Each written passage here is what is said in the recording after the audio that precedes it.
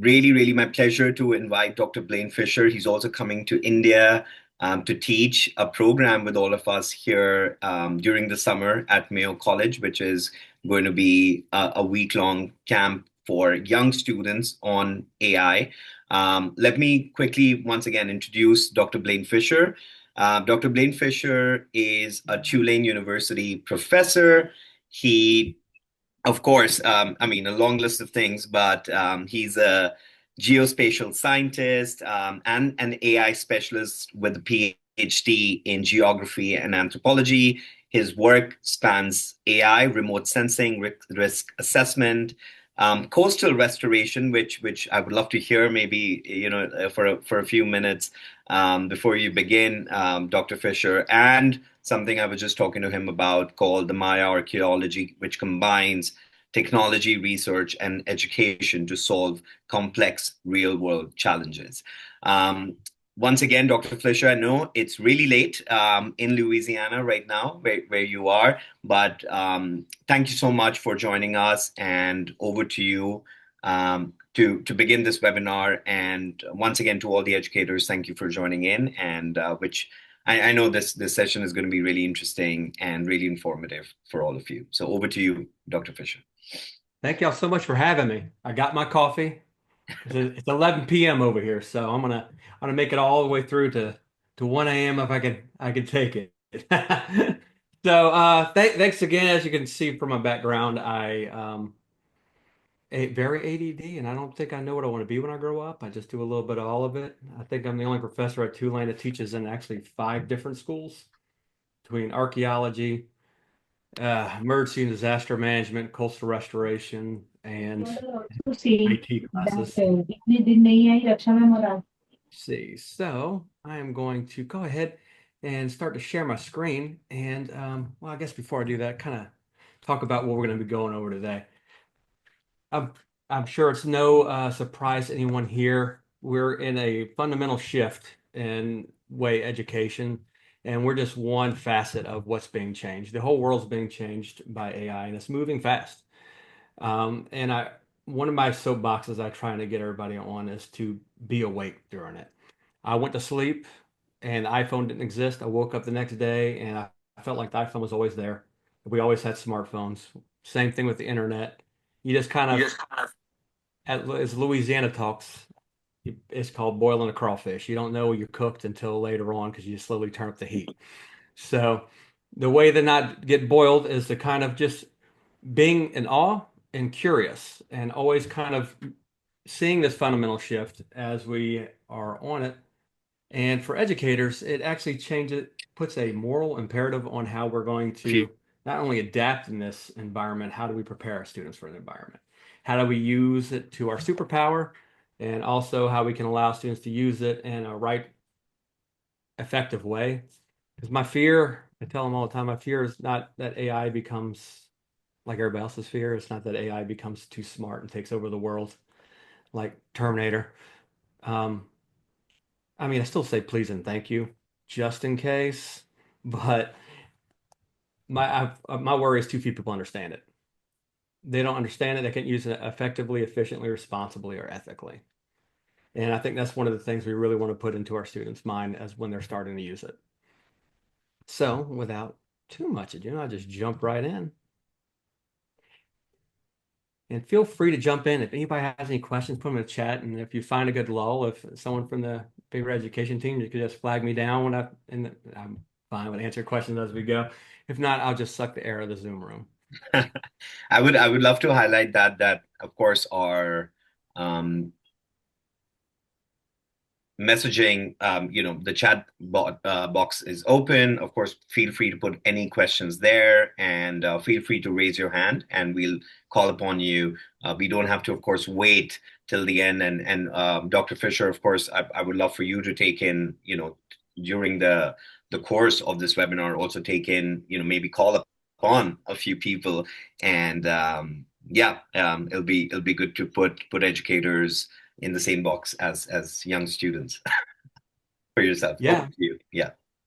I'm not afraid to do that to educators now. That's part of my full-time job at Tulane. I'm also the Okay. professional development But arm if that they teaches don't pick up the faculty call, then I how have to to use speak. AI in education. You can't do any. So I will call on y'all. And if you have any ideas or anything you kind of want to share, please jump in. So I should say, does anybody remember cards? And the cards I'm talking about is I ask the students these days all the time. And I would put the faculty on one side, and I take a whole bunch of students on the other side. And I say, and ask the students to raise their hand if they know what the Dewey Decimal System is. And you'd be shocked at how many have never touched a card catalog at a library. Why?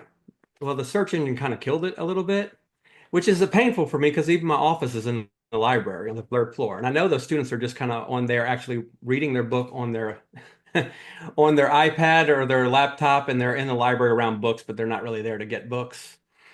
And that's how much technology has changed. And we're in this next kind of shift.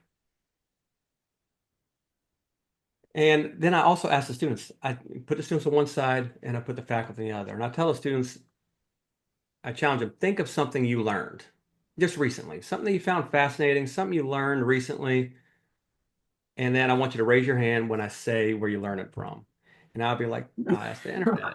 Several raise their hand. Twitter, YouTube, a couple raise their hand. Facebook, some raise their hand. A library, none raise their hands. A friend, a few raise their hands. A book, maybe one.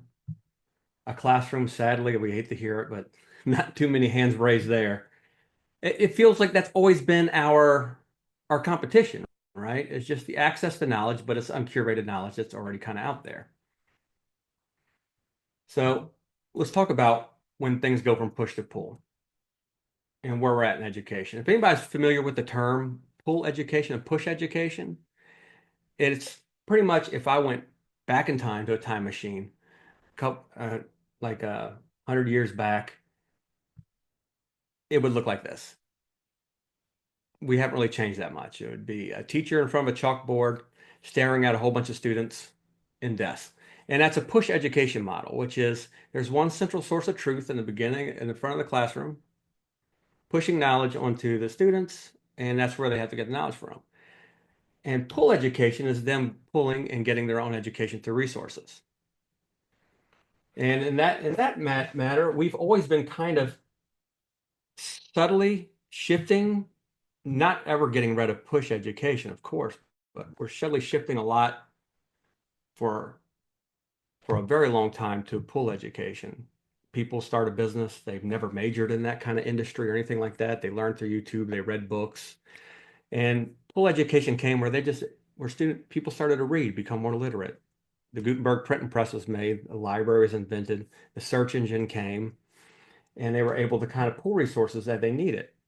And now with AI here, they're able to pull information at a blistering pace, which is an important thought for us. If they're able to pull education, I remember as being a Xennial, I guess they say, where we always thought, oh, when the internet comes around, this becomes a big thing. Everybody that has information at their fingertips, imagine just having knowledge like that. I asked my son, 11 years old, and I said, what's the population of Papua New Guinea, just to test him. My 11-year-old pulls up his iPhone, Googles it, and tells me the population. They would ask me at the same age. I would have to go to that card catalog, a Dewey Decimal System, have someone bring me to the library, figure it out, go through a whole bunch of books. And we thought that once education becomes readily available, knowledge, and easy to get than it was to actually work for, we figured that we would be surrounded by geniuses. Not saying this new generation isn't geniuses, it's just not like we would thought. Just because you have access to knowledge doesn't mean you take advantage of it. Has anybody read that article, that journal article called from MIT? I think it's like the made headlines all over. It says your mind on Chat GPT. Yeah. And there was a lot of people that kind of just circulated article around and they're like, oh, Chat GPT makes you dumber. Um, Not necessarily in the aspect of what people saying. Chat GPT shows that the abundance of anything makes you not appreciate it. And that goes through everything in our personal life. We always say in our relationships, the absence of the heart makes the heart grow fonder. If I wasn't around for a couple of weeks, you'll miss me more. That's just the psychology of humans. We don't appreciate things that are readily and easily available. and that includes knowledge. That's kind of what they found out in this MIT article, because they found out that friction is the key to learning. If I had to figure out what that population was of Papua New Guinea, first I was didn't have access knowledge. I'd be like, I don't know. What is that? Is that a thing? Is it a place? What is it first? Go there, pull it out. Maybe if I had a rich neighbor, had Encyclopedia Britannica at the time or something like that, found it. What would happen is I had went through a lot of friction. Had to get a ride to the library, had to get a library card, had to go through books, and some of the books that had nothing to do with what I was trying to figure out. I just had to find it, and me searching and everything subconsciously, without me having to study it, I know that when I finally got there, I would remember that population estimate as it was to the day I die. That's how it is when we committed to memory. We reward ourselves for hard work, whether we realize it or not. And hard work doesn't have to be part of the research process. It doesn't have to be part of um, related. It watered down a little bit when we had the internet. We were able to find that knowledge a little bit easier. There's still a little friction though, and the friction didn't have anything to do with the subject matter. It's the fact that the football scores come up, and you had to look at that.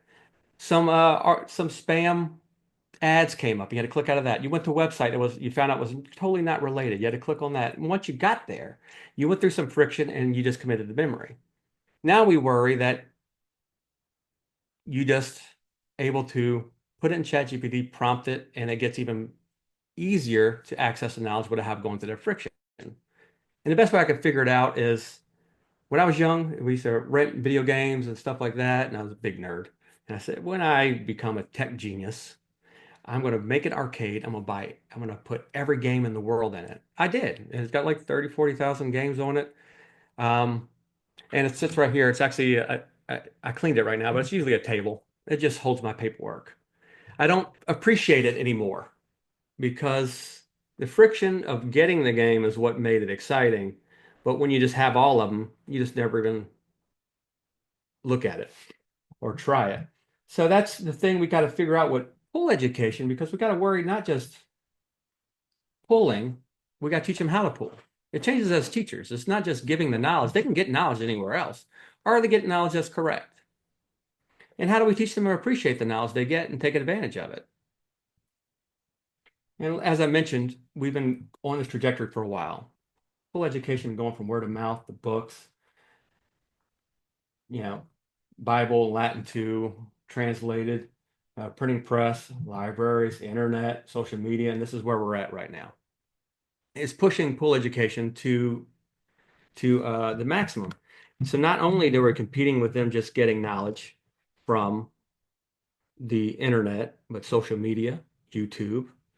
And as I mentioned, the phrase is just because it's on the internet doesn't make it correct. And I know there's a lot of worry about AI too, just because we talk about AI as hallucinations. AI hallucinates, AI hallucinates. It could be wrong. And what I want us to disengage from is the othering. It's a technology. It is different. It is new, and it is impactful and changing a lot of things. But the way we're tackling this shouldn't be any different than the rule of thumb is what we've been going through since the dawn of time. Just because AI hallucinates, does that make any different than it is if it's on the internet? Just because the internet doesn't make it correct? No. Just because it's written in a book and printed and bound, does that make it correct? No. We have to teach our students to be good researchers, good pulling information correctly. I think that's what's missing in the world now.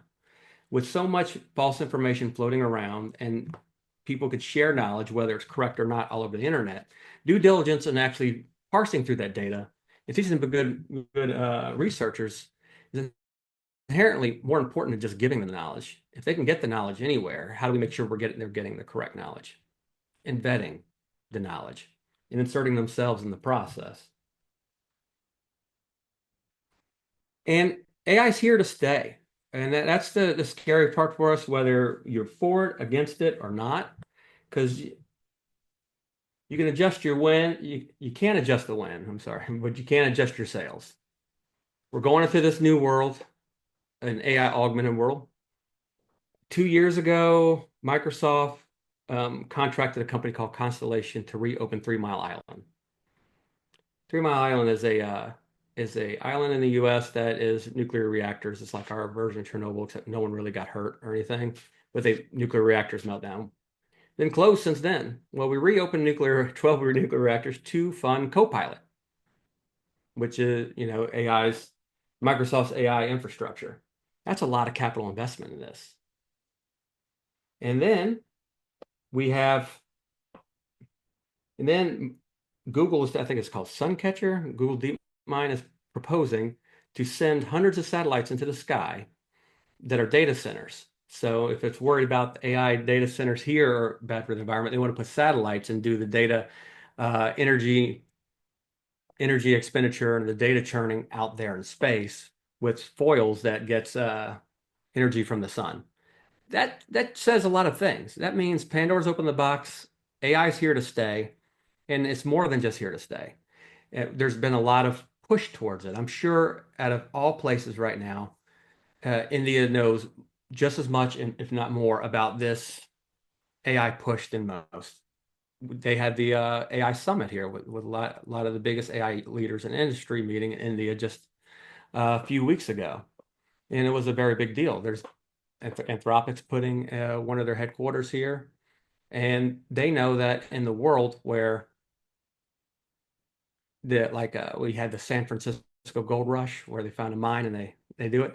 What's important now is data, and a large percentage of the heavy tech users in the world comes out of India, and they know that, which means there's a lot of good training data for AI as things are starting to get tapped out and everything. So India is a big player in this, and if India is the version of the gold rush right now when it comes to data gold and data mining instead of gold mining, if you will. Um, there's more corollaries of history that's going on. You see in a lot of the government touting that this is our generation space race. Instead of the US against the Soviet Union to the moon, it's against China, which is doing amazing work in AI and really sophisticated work in AI, racing to AGI and AI dominance. So there's a big race to really put us in this industry. But GPT means something else other than a generative pre-trained transformer or chat GPT. There's another term for it, and it's general purpose technology or general use technology.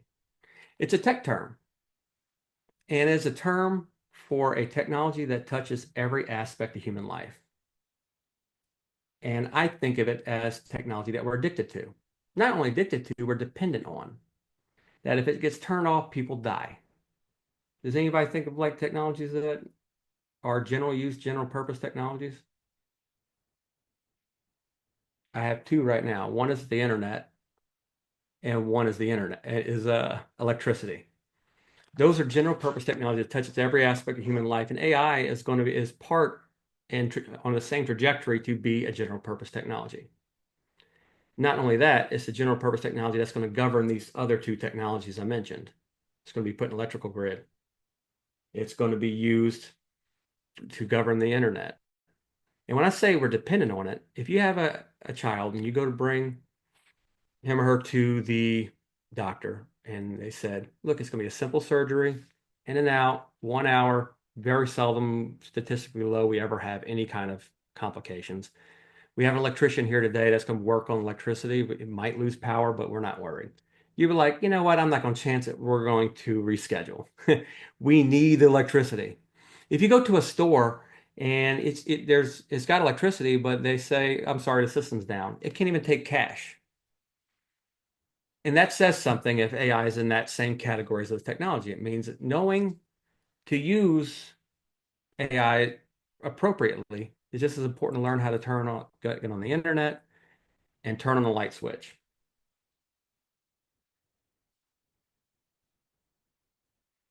That means if you think of reading, writing, and math, that's probably what everybody says. What are the touchstones of education, your boilerplate?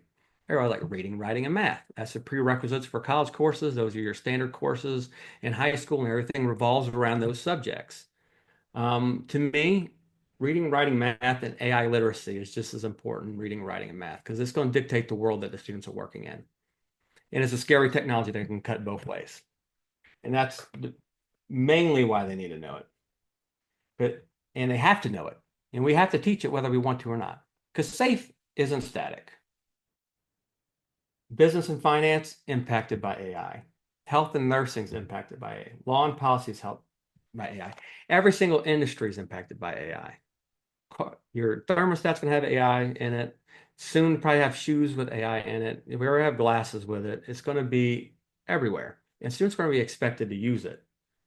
And there's going to be a fundamental shift of where everybody thinks is removing the entry level position of work. My hot take is not a removal of entry level jobs that students will be going into. It's a redefinition of what entry level is. Students are going into work as managers. Their entry level is management. Just their employees, they'll have 10, 20, 30 employees, but they won't have pulses. There'll be AI agents that they're responsible for, just like they would be responsible for an employee.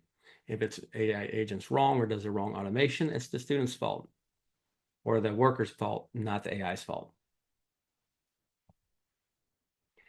And with all technologies, sharp tools cut.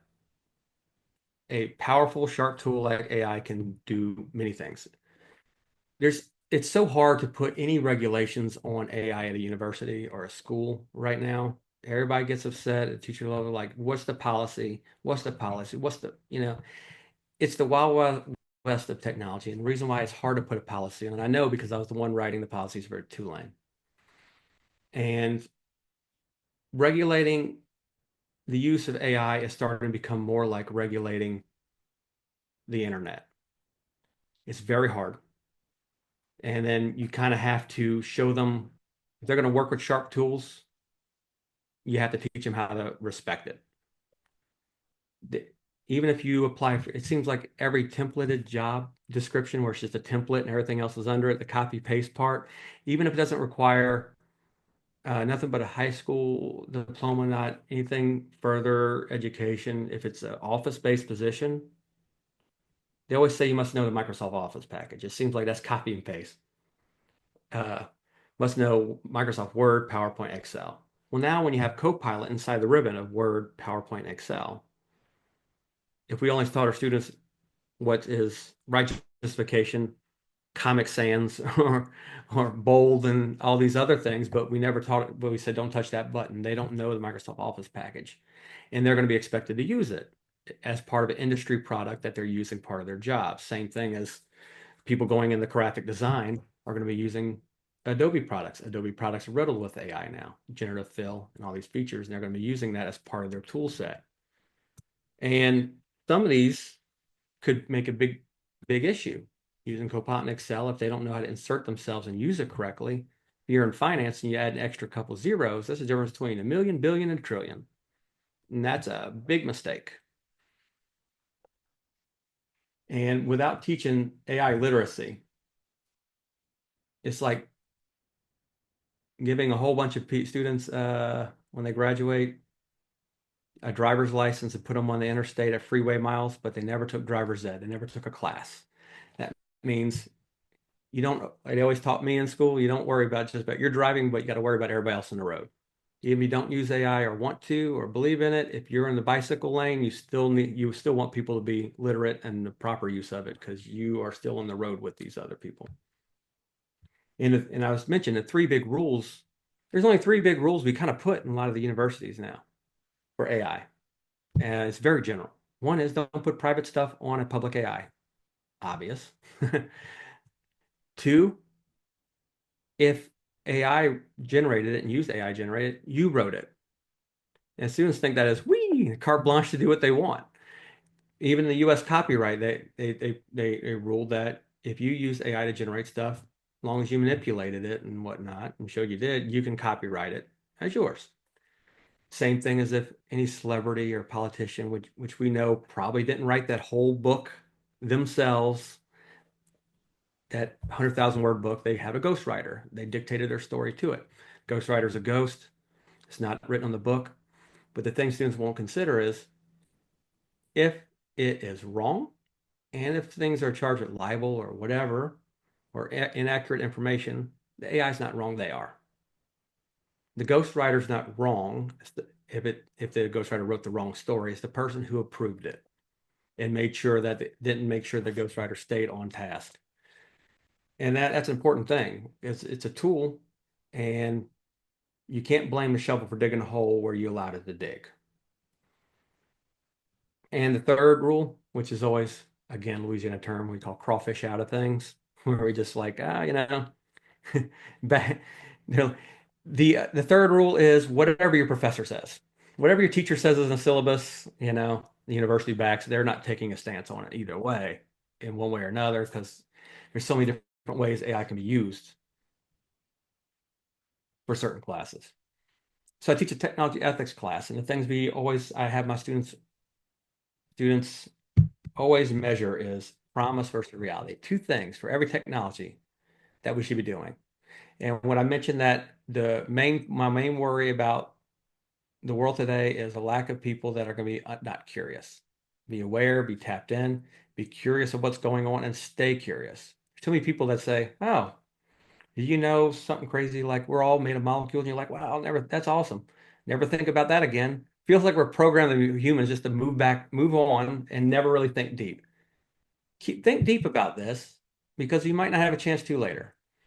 Always weigh the promise or reality of a technology that's shifting your world. We should have done that several times. Say the promise that a technology says it's going to give, and then what's the reality of what it actually delivers. Doesn't mean you throw the baby out the bathwater. They usually live up to their promise. Sometimes the promise outweighs the reality, and maybe not.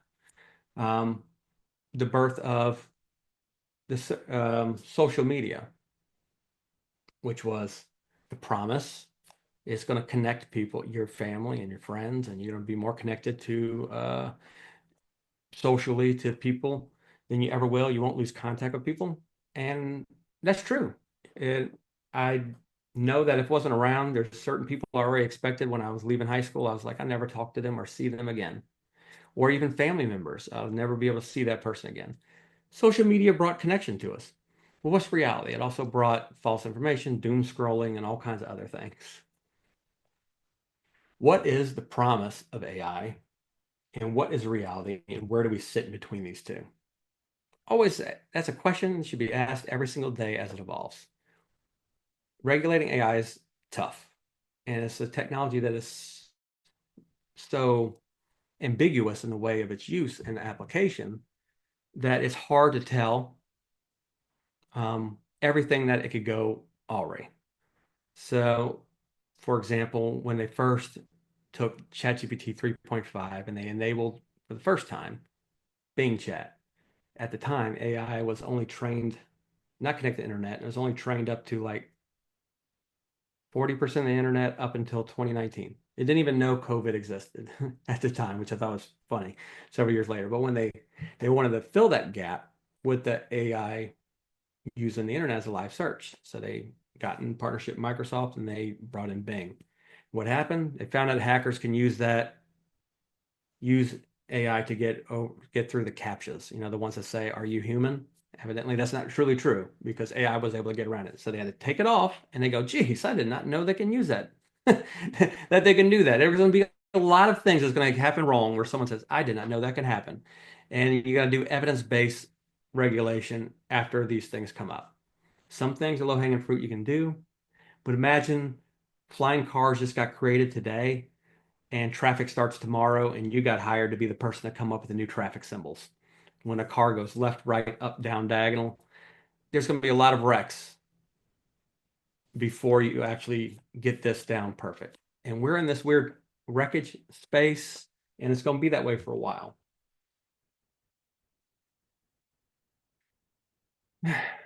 Another thing is good enough isn't anymore.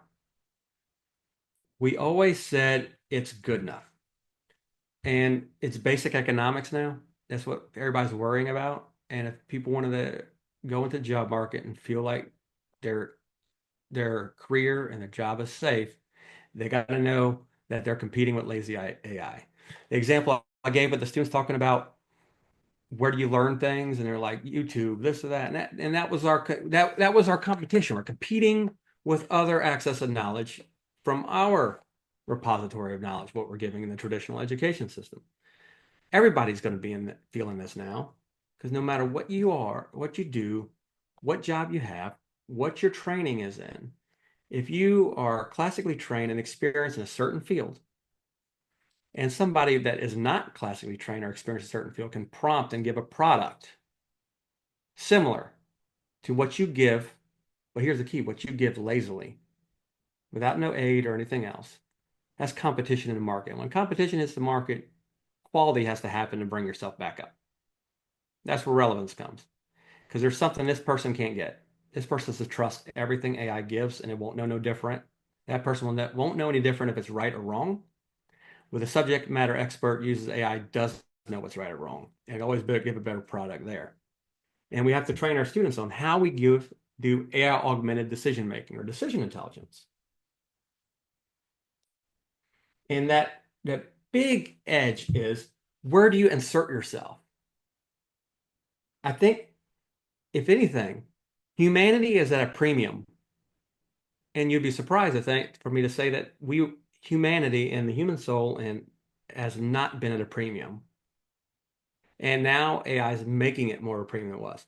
If you look at the job market and go into college majors, the majors that make the most money are STEM fields and everything else. They're product based. What gives a product? Software engineers can make this, and it's something that cannot be replicated by anybody else. And we're starting to find out that the product is only part of the puzzle when AI kind of helps people make the product, you know? And you're like, oh, well, now that barrier of entry is lowered a little bit, not much. You still need this. We are also hiring a human. That is the key to the modern resume. How do students show themselves or applicants that they're competing of a culture fit to the position, or how they insert themselves into the model where it is not them, they're using AI as a value add, not a value replacement. How and the way of doing that is, how do they prompt insert themselves, and where at.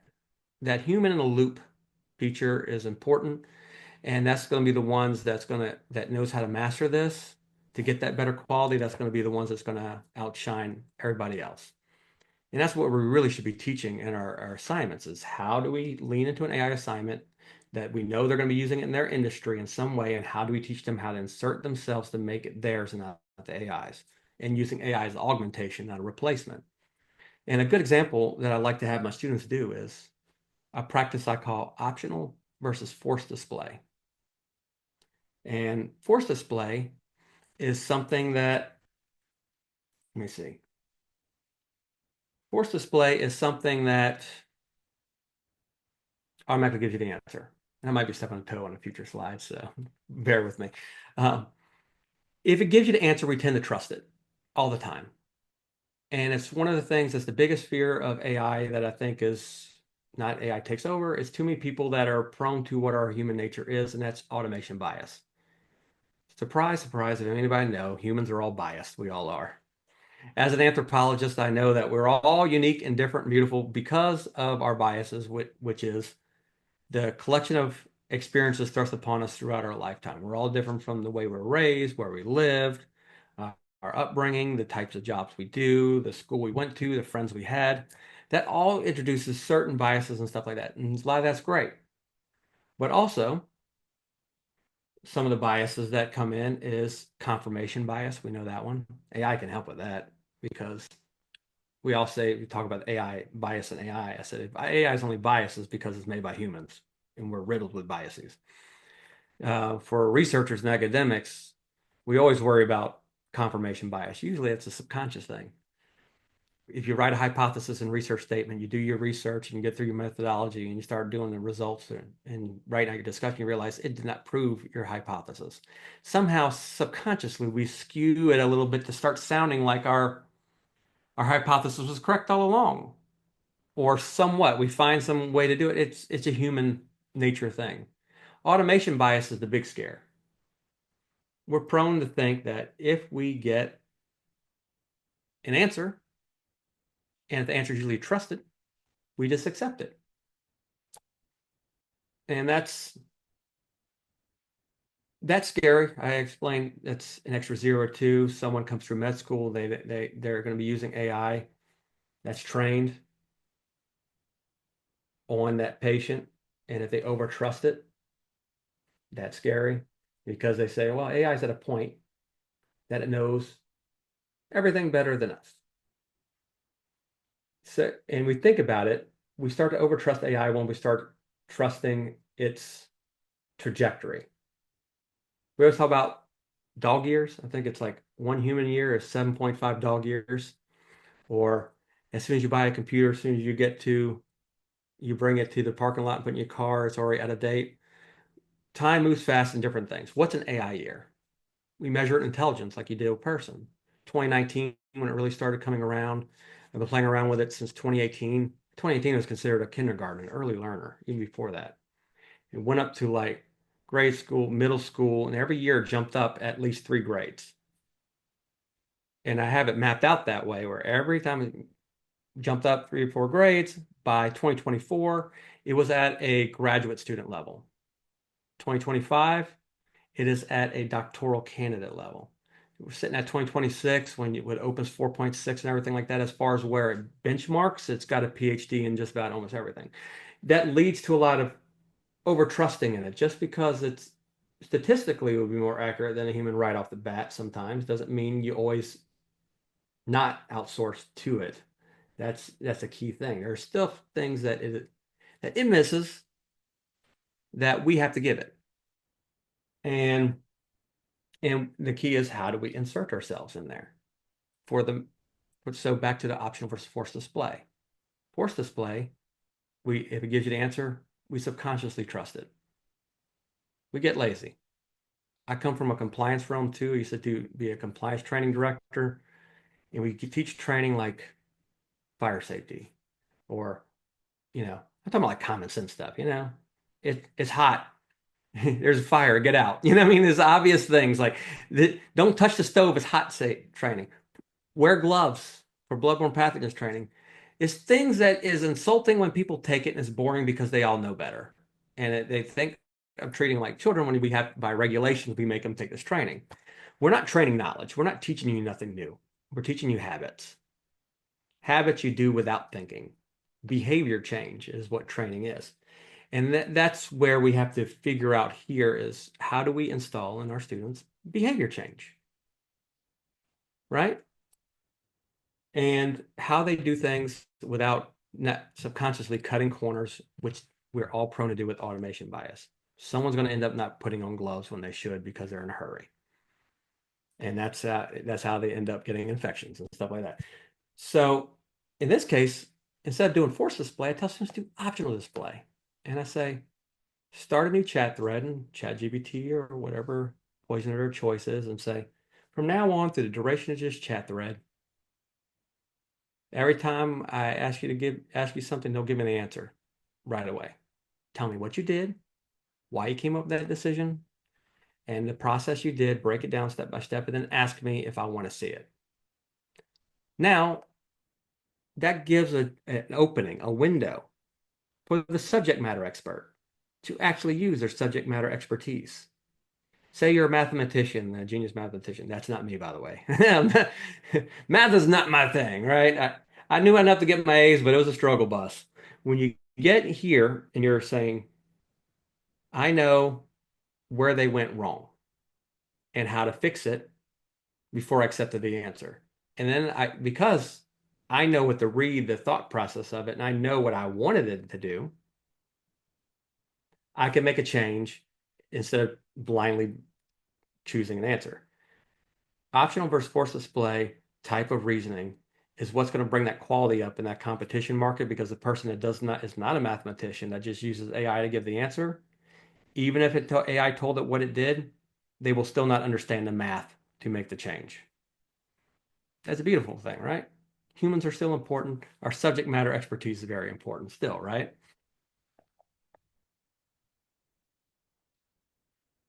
That means you're a cyborg.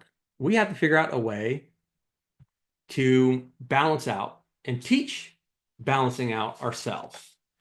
No matter what aspect or what job's doing, everybody's is augmented by technology. Um, in the best way. We want to be cyborg in the best way, right? That's actually a good thing because what's a human? If I told anybody, any of you, hey, don't worry, you're only human. What does that mean? It's not a good thing. It means you messed up. I mean, because when someone says it's okay, you're not only human, it's like don't worry, no one's gonna hold against you because no one's perfect. It means you did an imperfect thing. And to think we're perfect and better than anything that any computer can do is the height of human arrogance because we don't have computers in our head. But there are things that computers can't do that humans can do. If I did the same thing and I said, "Hey, you're very robotic," is that a positive thing? That's a very negative thing. It means you're emotionless. You have nothing. You're a robot. You're empty, right? So, how you take the human us and a robot AI and blend these together? A cyborg is that half robot, half human, but you're always fighting off the robot part where you're not totally losing your humanity. That's why that humanity is in that premium part. And we're already augmented. You think we're not all cyborgs right now? When you think about it, you don't need to have a prosthetic to say that, oh, I'm half machine. But we are augmented by technology and everything we do. It helps us with our decisions every day. My son, I talk about the phone. It's always in their hand. It doesn't have to be attached to you for you to be dependent on it. Technology augments us, our decisions, and what we do and how we do it. If I told my, I mean, if you forgot your phone at home and you went all the way to work, how many of you probably just felt weird all day long or actually turned around and went home? It's kind of like phantom limb syndrome. You heard that, or someone had an arm or a leg amputated, and forever, like years passed or till the day they die, they still feel like their arm itches and the arm isn't there no more, or it's still there because your brain still sees it here. I feel like when people lose their phone, it's like a phantom limb syndrome. We're addicted to it. It's like we need it. That's how we can touch with our friends, our family. That's how we check our emails. That's how we grade and contact our students. Everything. Work is there. We are augmented by it, and then AI is another augmentation of it. So if we're going to use AI at that feature, let's think about that for a second. I want to actually do this. Let me pull this out real quick.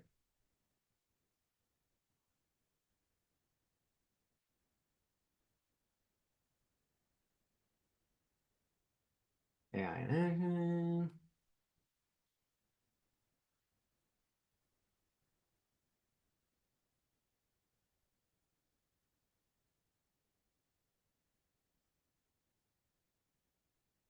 Pull this one right here so I can put more of a visual on it.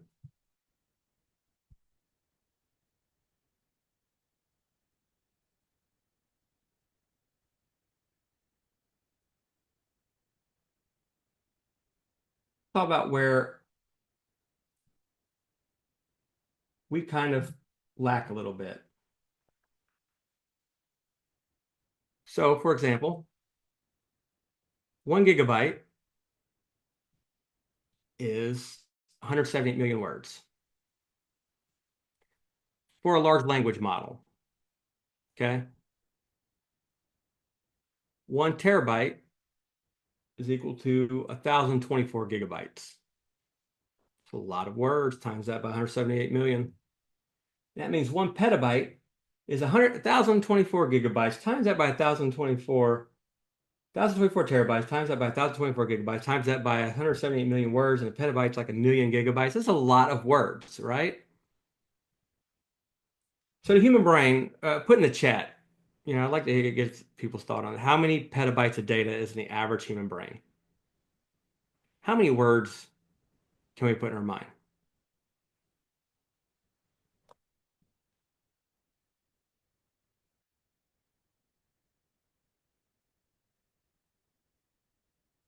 Anybody? 10, 20, 30? Well, the answer is 2.5 petabytes of data. The average large language model is 75 to 90 petabytes of data now. That's a lot of words. And and that's kind of like where we have issues is how much we have issues with short-term memory. And I think there is only a couple hundred names. You might know thousands, a million names. Think of everybody you see on TV, all your friends, all your family, acquaintances, people you met in the street, introduced to you just in passing. You know a lot of names. But you ever met a friend and you're like, oh, that was like my best friend growing up, and I can't think of their name. It's tip my tongue. We got a locker next to each other. Because I think statistically, I think 300 names is all we keep in our brain at any time. And that's that's crazy. That's where the idea of using AI as a second brain really helps. It's not a in lieu of your brain, a second brain, which is to augment and bring things out.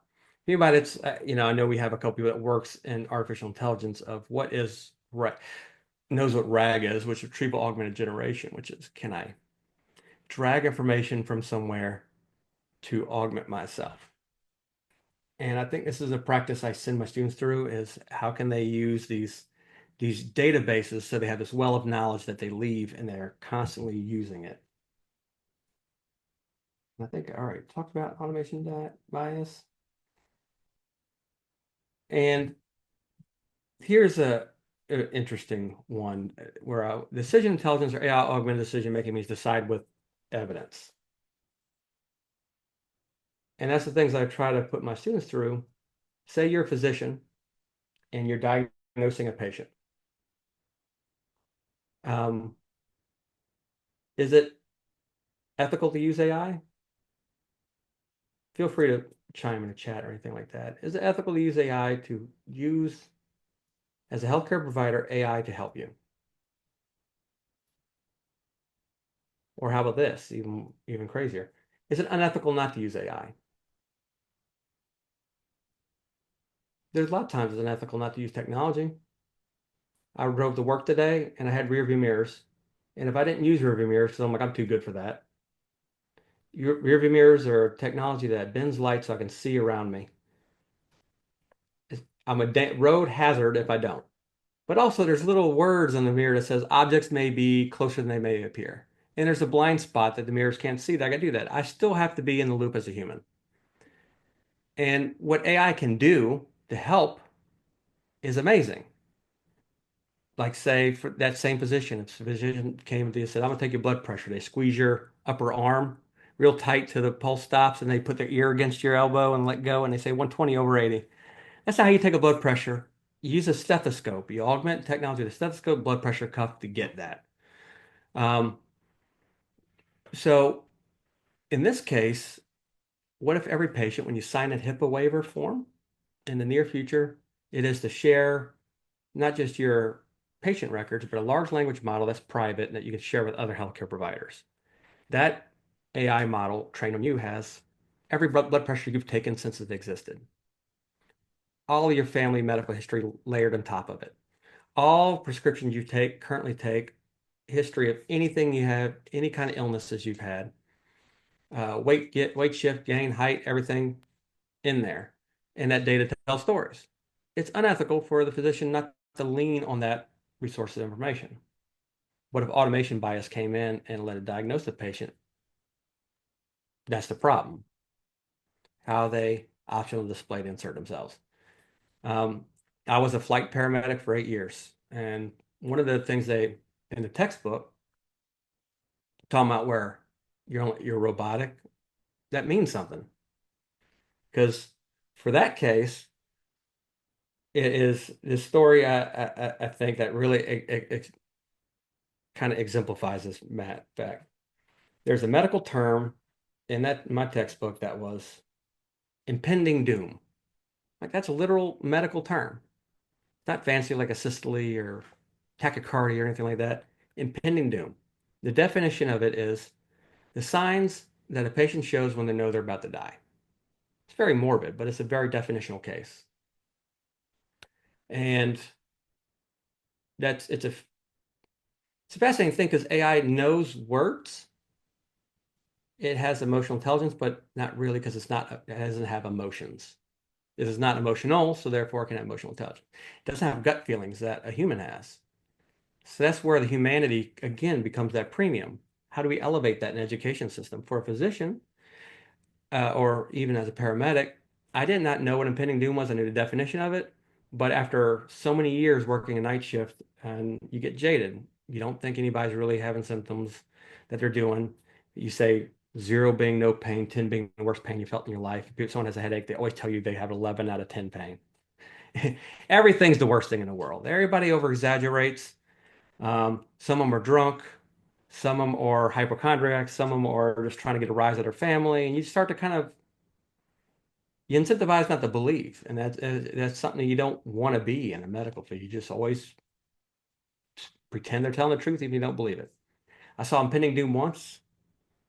She felt uneasy, and she would have died if we didn't get her to the hospital quick enough. I didn't believe in her. And I tell you right now, I will never unsee that.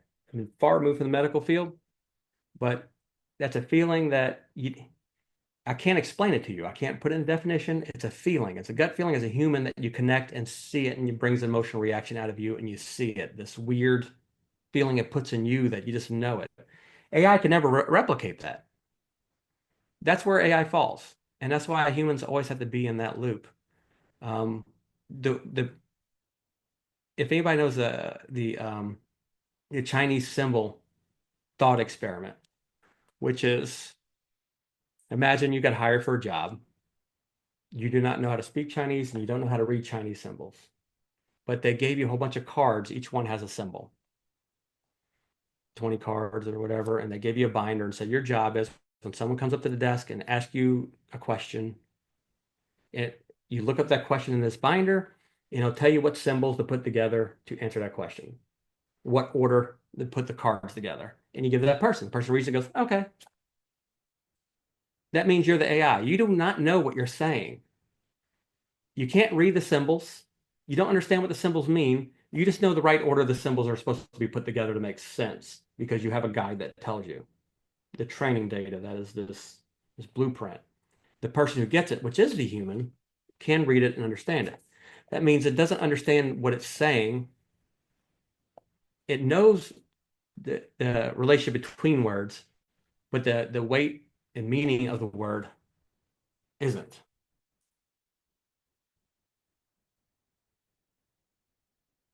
And that's where we kind of teach it in in school. Like if I put this on a curve, and I'll pull up this map real quick.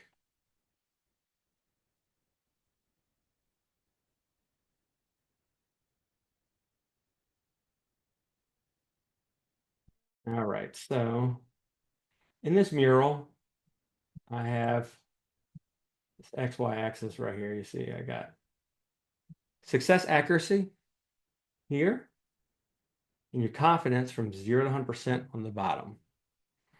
Let me map out how AI thinks. AI works at this scale. If it has 0% confidence it knows the answer, it'll 100% tell you that. If it isn't confident, and maybe don't know, it dips all the way down here. 0% success accuracy. But if it's 100% confident knows the answer, it gives you a 100% right answer. That's a huge black and white disparity. There's no gray area there. How do humans map out? We're a little lower on if we have no confidence, we kind of play it safe and we still don't take a stance. And we kind of a little lower in accuracy. But the same, we still play it safe here. We dip, but we don't dip as much. And then we kind of come up right here, but we plan out. That's a human thing. What we teach our students to do AI augmented decision making is if this is the good part of AI where it excels, this is where AI is deficient. We want to use AI to bring these curves on each end up here.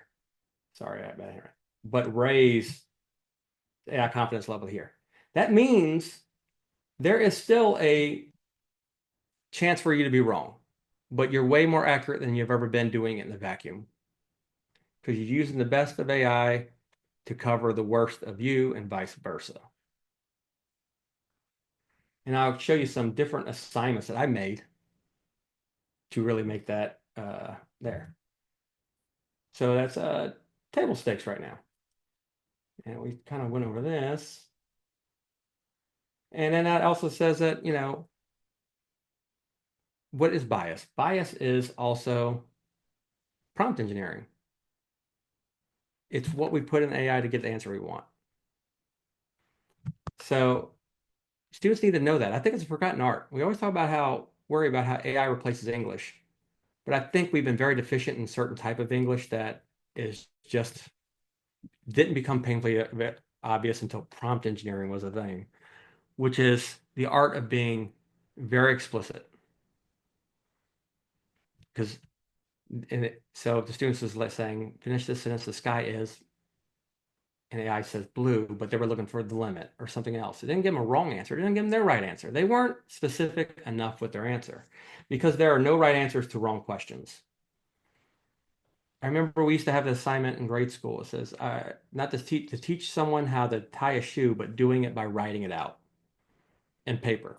It's a hard and forgotten skill. Take your right shoelace with your right hand, pull it off to the right, take the left shoelace to here, then you crisscross, and you have to be very explicit to see if someone followed the teacher followed the exact directions you gave and see if it actually followed that and then it actually tied the shoe or didn't do something weird because she was purposely doing it exactly as you were written your steps. That means prompting is writing. What we're teaching with AI, we think is technology. AI is so available to everybody because it is English. It's conversation.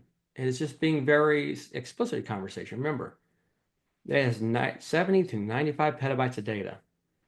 It's a lot. And if you aren't very specific with what you want, it could go off the rails and give you a whole bunch of other answers because there's so many other possibilities of answers to give you. So if we teach in school English, then literature, then creative writing, and then business writing is different than creative writing, different than regular research writing, three different art forms, prompt engineering should be its own writing course. And right now, meaning is greater than mechanics. We talked about in the job place, it's not about just the product. And we have to shift our mentality as teachers. It's not the product the students give. I want a paper, a 20-page paper, you give me the 20-page paper. I grade the 20-page paper, and that's what you grade it on. That's not how we should have been grading to begin with. And I think AI is kind of, if there's people think, oh, AI is making it hard, but I think that's how we should have been doing it to begin with. Because now it's not about the product. You just don't grade the product. You don't grade the paper. The paper is sweepstakes. That is your admission ticket to the contest, admission to the contest of being able to be graded. Because now we have to grade the student. We have to grade the journey, and we have to grade the process, not just the paper. Paper just allows them to get graded. When papers now, the AI detection software is always faulty. And then there's really weird ways to draw the line in the sand of what is good and not good. There's better ways to assess them. When I was in high school, my dad said I was a low down, dirty cheater because they introduced the TI-83 text instrument scientific calculator. He's like, back in my day, everything I had to do in math class was on paper. It's cheating that you get a calculator. Well, what do we have to do? A new technology came, changed the education system, and now we had to show our work. If you got the right answer for the calculator, but you didn't show the work or the work was wrong, you only got half credit. That was only part of the answer. So the meaning of everything is more than just the mechanics of doing it. And liberal arts, in my hot take, is going to be of an edge. I think that STEM, which for me that rides a line in both STEM fields and liberal arts fields, I feel that there's going to be, we've been gravitating towards an interdisciplinary education system for the longest, and lines are being blurred between majors for the last 20 years. I think now more than ever, where humanities is at a premium, you're going to see a lot more philosophy and ethics and things like that put into the education system for engineering and things like that. So we want to be human on purpose and train them to be a human on purpose. Let me kind of skip this forward because I feel like we kind of talked about this. We talked about it, so show your work. Let's talk about these role shifts. So we're going to grade the process, and let's talk about ways to do that. The best part about what AI is doing in education system, because it's good things. It's not all bad things. We're wired as humans to always think the worst of everything. I feel like that's like our default state. We're glass half empty people. AI can cure cancer, but what we hear in headlines is the person who married ChatGPT or any morbid things. Those are the things that really get it. But there is there's always a negativity for everything. Sharp tools cut, but also they're useful. And what's the swan song of AI in education? It is we're able to tailor to education and personalize education. We weren't able to do that before. Even if you had a class of only 10 people, personalize the education to every one of those students individually is like teaching 10 different classes. It's just not feasible. We say, I don't know if it's like this in India, but they always had the hot terms over the last 10 years, no kid left behind.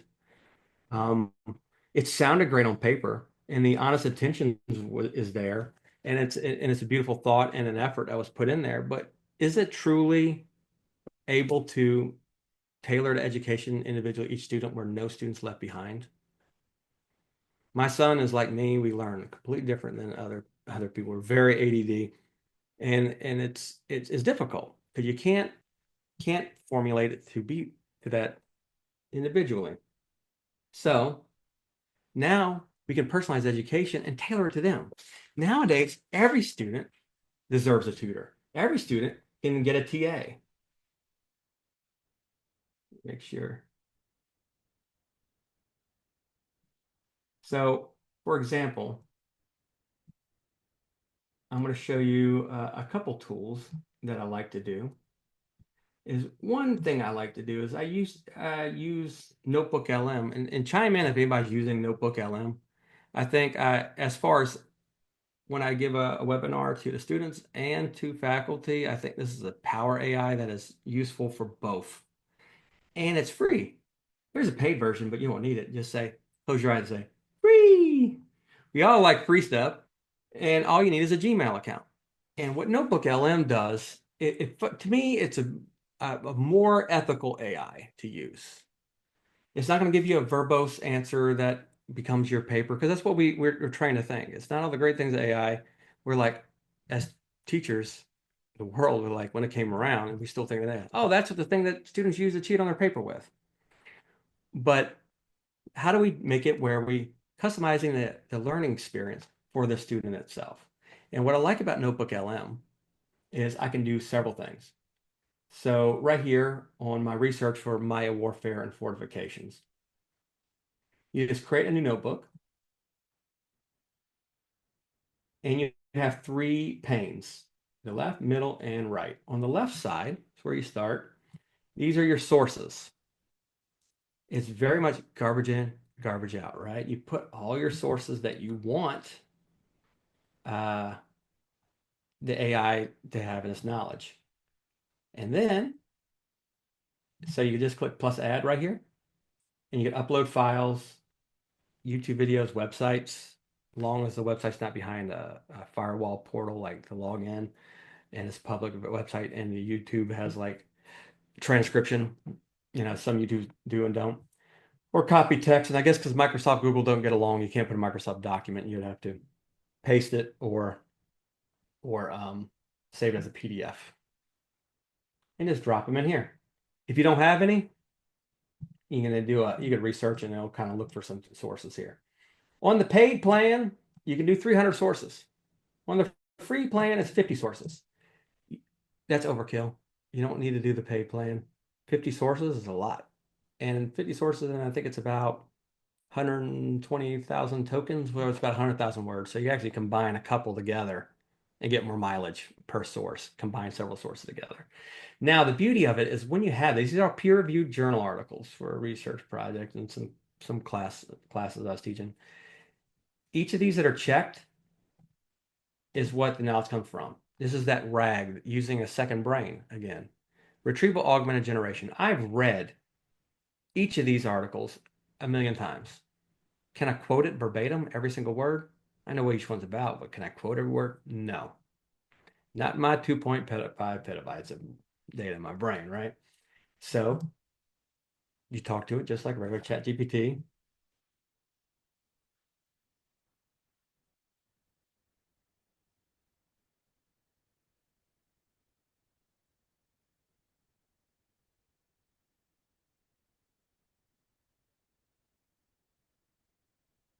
And when it answers you, and without waiting for it, that retrieval augmented generation, it retrieves from here. And it's like a hard RAG, I like to call it. I guess that's my term for it, which means that with other AI, even though you ground it, we call grounding with sources, was when you upload a document to ChatGPT and then you chat with it, it kind of like puts that knowledge to the forefront, even though it's probably trained in it somewhere in those 90 petabytes of data, you're putting it in front of its brain. But if it can't find that answer inside the document, then it goes out and looks through its training data sets or the internet to finish to give you the answer to do it. This one, if this is all Maya stuff from Maya archaeology, if I ask about the Roman Empire, it's going to say, no, dog, it's only Maya stuff here. I can't answer it. It won't answer anything if it don't have knowledge for it. So therefore, it reduces hallucinations a lot. And if you're still worried about hallucinations, still is after every sentence, there's in-text citation. You can hover over it or you can click on it. It goes to that journal article or whatever you put in there. Long as what you put in there is faithful, it's going to highlight the information, the paragraph that it came from, and then you can see because it retrieve from here, augments. So it's reworded here. That's the augmented generation part, right? Now, if you worry about transit from here to here, from the left pane to right pane, you can click on it, go to it here, and it's the beauty of it, where it gets very ethical. Sometimes, a couple times, I was like, let me check and see if it knew what it's talking about. Went here and I reread it, and I'm like, I don't think I knew what I was talking about. I had a different interpretation and it wasn't correct. And AI had a different interpretation, it was correct. It could be wrong, but you could actually insert yourself in this optional display and look and vet every answer itself here, which I think is a beautiful thing. Now, what I have my students do is they they um they take I allow them to take use Otter AI or Zoom AI Companion, Read AI, or um, Fireflies, uh, all these different Meet Geek AI note takers that we use. When I was in college, it was all about the pocket recorder, that little audio recorder, the micro recorder. You come in there and you ask professor, "Hey, is it okay if I record the lecture?" And I know dang well I'm not going to listen to it again, but I record it and they get permission and they do it. Um, and usually I run this exercise, but if people were where I test about how long it takes to read, count how many objects on screen, just so you can know it's like below 7 things that you could read on the screen at one time. Our human brain, if it's on a PowerPoint, that's a death by PowerPoint. Pro tip, right? If you have a lecture slide, don't have more than 7 items, 7 bullet points or 7 pictures or whatever, because the brain has to process that. And if they're doing that, they're not listening to you talking. It's just support. I don't practice what I preach at my presentation, just telling you that this studies. And that also means that if you're writing notes by hand, you're not listening to me speak either. And I know that sometimes they're not even going back to their notes. Their notes wasn't doing as much for them, but they're trained to have to do that, like they're supposed to, and they should. and they're not listening to me to begin with, and then I'm only getting half their attention. So they use, when they ask, I tell them, ask and say, is it okay if you use AI note taker? They do that, usually on their phone. And then I tell them to go to start a notebook, name it their class, maybe their Maya Warfare class. And then on this side, each document, they paste the notes from the AI, class one, class two, class three. And then not only are they taking their notes, but now they can have a conversation with their notes. And then we'll say that this one, this one, this one, this one, this one, these are my lectures. We'll pretend these are my lectures up to mid semester. And then the student has to take my midterm. And they know it's on the notes of what I said about for the first half of the classes. They can just click whichever ones they want. When they go to reports, they can click study guide. Some people learn better by a blog post. That's the studio area. Some people learn better by they're very visual creatures, like I am too. Maybe an infographic. It's great how this is free, where you can just generate an infographic like this. So much better than a boring PowerPoint or a handout, where students can generate them for themselves and have a very visual thing to help learn the concept. They can make a quiz for themselves and take practice quizzes. Or you can use it to help make quizzes and study guides. How many times have you had a student probably write about you and say, don't take their class, no, nothing they say is on the midterm or their exams or anything like that. Well, without a shadow of doubt, what you say, if you did the class and you took your notes of transcript of what you said, it doesn't have to be the transcription that you use from AI Note Taker. Zoom, you get the little transcript, put that in here of everything you said, and then use that and say, let me come up with quiz questions based off this and my study guide based off this. So I know with a shadow of doubt, what is on the test is what came out of my mouth. We're all fallible there. Students can make flashcards for themselves. They are literally having a conversation with their notes. And then some students like to watch. Sometimes watching a video or well, here they can make slides. You can use it to help make a slide deck for your presentation, which is great. This is 100% generated with AI based off my notes that are documents that's in here. And let's see, it's the study guide that was just made. The answer key, practice quiz. Some students like to have data tables. You'll make you a data table just by clicking it.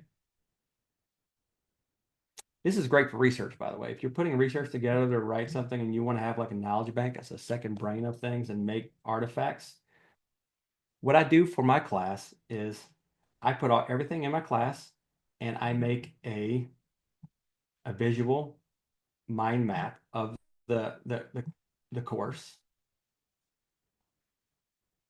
so they can follow along and they know the structure of the course.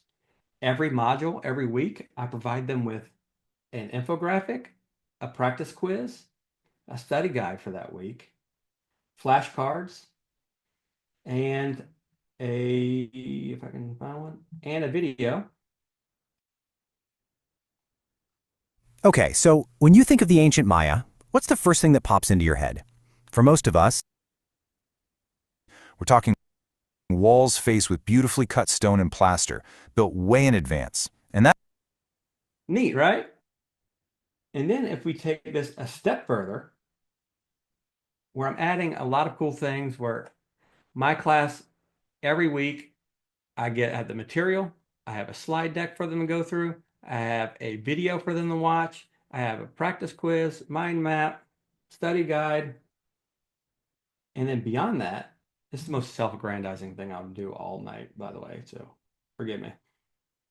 This one, I just put my resume and CV in here, and I had made a podcast.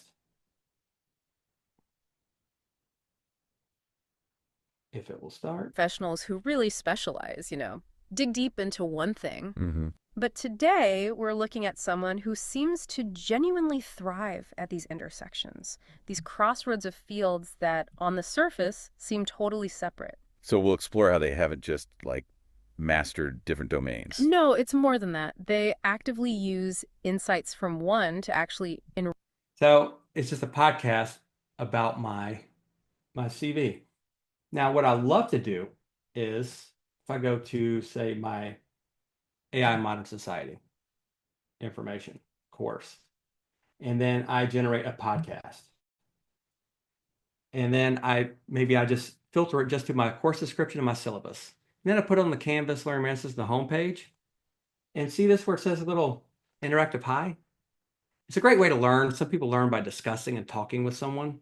I learn by teaching it, and then I learn it the second time, and I just act like I know it the first time, I guess. And then I get to know it by me talking about it more. Some people like to discuss it and talk about it. We're personalizing education. Everybody learns a little different. And we're giving them every avenue to do it. For me, sometimes I like to generate podcasts of articles I didn't get to read or wanted to read, didn't have time, and I listened to it in the dentist's office or in the truck on the way home.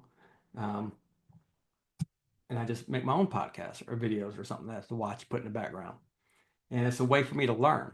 Where the problem is, if we're all remember our access to knowledge and we're taking advantage of it, we don't appreciate it because if it's just easily available. The future is going to belong to the curious. The students that are curious about the world that's going to actually interact with AI. It's not the fact that AI makes you dumber, it's that you're underutilizing it. Every day I'm having a fascinating conversation of history and philosophy and the world and just going down that rabbit hole. This makes education fun. And students, maybe it's not fun to them because maybe they don't like to be talked to in a presentation, but then some of them like to hear it in a podcast format. Some of them would like to see it in a video format. They all learn. When I told them to raise their hand, where do you learn from? They're like YouTube. Those are the people who like to are visual learners that like to see it in a video format. Some say podcasts. Some people love listening to podcasts. That's how they learn. Turn it and meet them where they're at. And everybody's getting the knowledge. Because right now, the future, when I say go back in time to push education, the future only, our education system was a one-trick pony where the future belonged to the people that never learned it. The A students, surprisingly, weren't the smartest students. The A students were the ones that were great at memorizing. They crammed it. They got the multiple choice tests. And you ask them a question about physics or something, they're like, oh man, I should know that answer. I got an A in that class. I should know that answer. Well, you should. It's at the tip of your tongue. You don't know the answer because you studied it, you memorized it, but you didn't learn it. It's the B students that actually kind of really learned it. And that means it only favored someone who just had a temporary photographic memory that was completely forgotten, and they were able to work on that past deadline. But this kind of gets a little bit further. But one of the things I like to do is insert myself into the podcast. On the front homepage of my course, I click everything off except for the maybe my CV, description of the course, because I'm introducing myself, description of the course, and the syllabus of the course. And then I click this little interactive mode, which is a little hand wave.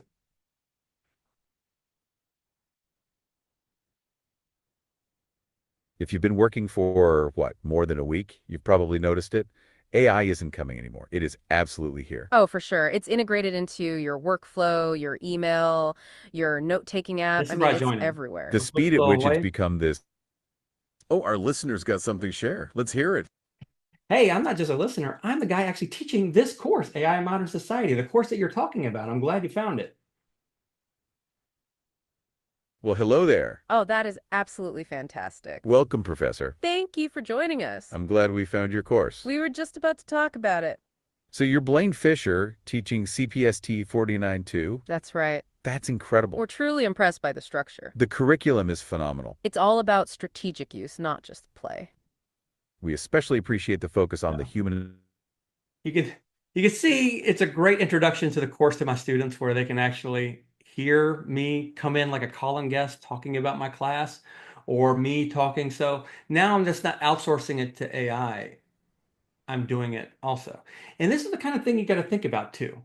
And not to talk about, getting off the slides and everything, right, and all that. We just talk about the challenges.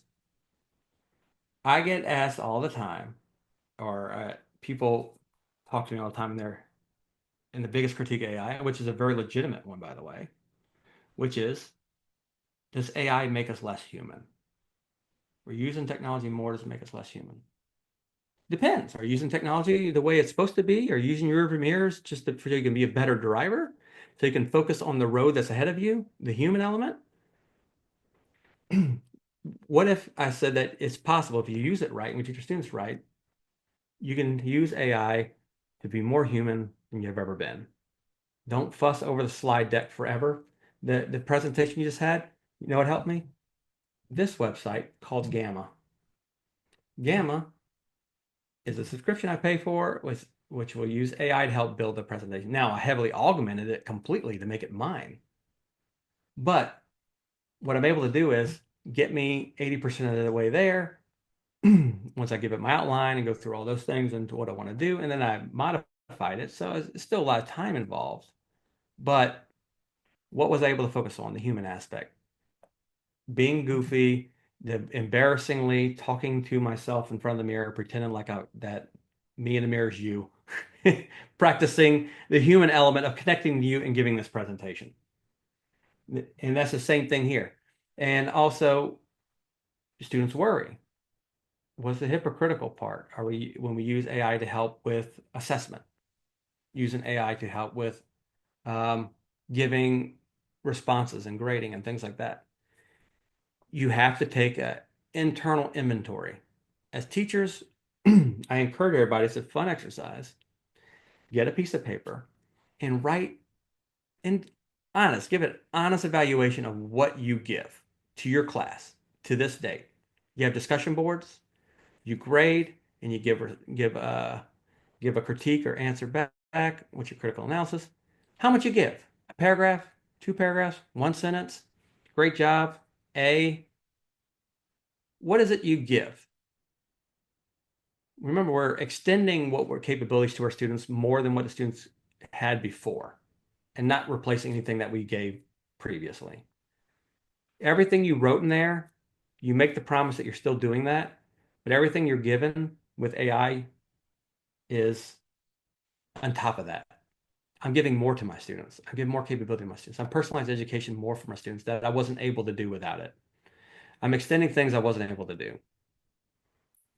Find these things and figure out I was not giving the best service here because I did not have the capability to, that this pushed it further. How can I be more human? And I'm pushing innovation and I'm doing extra things because AI is able to light and load on the robot work. Let the robots do the robot work and you focus on the human element. Remember, that's the premium. Insert yourself into the podcast. Have fun with it. And then again, give the service to the students what you wouldn't give.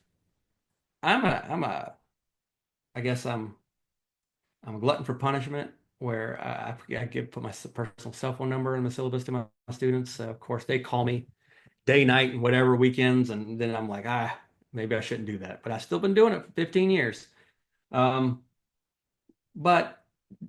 if I'm up, I will answer it.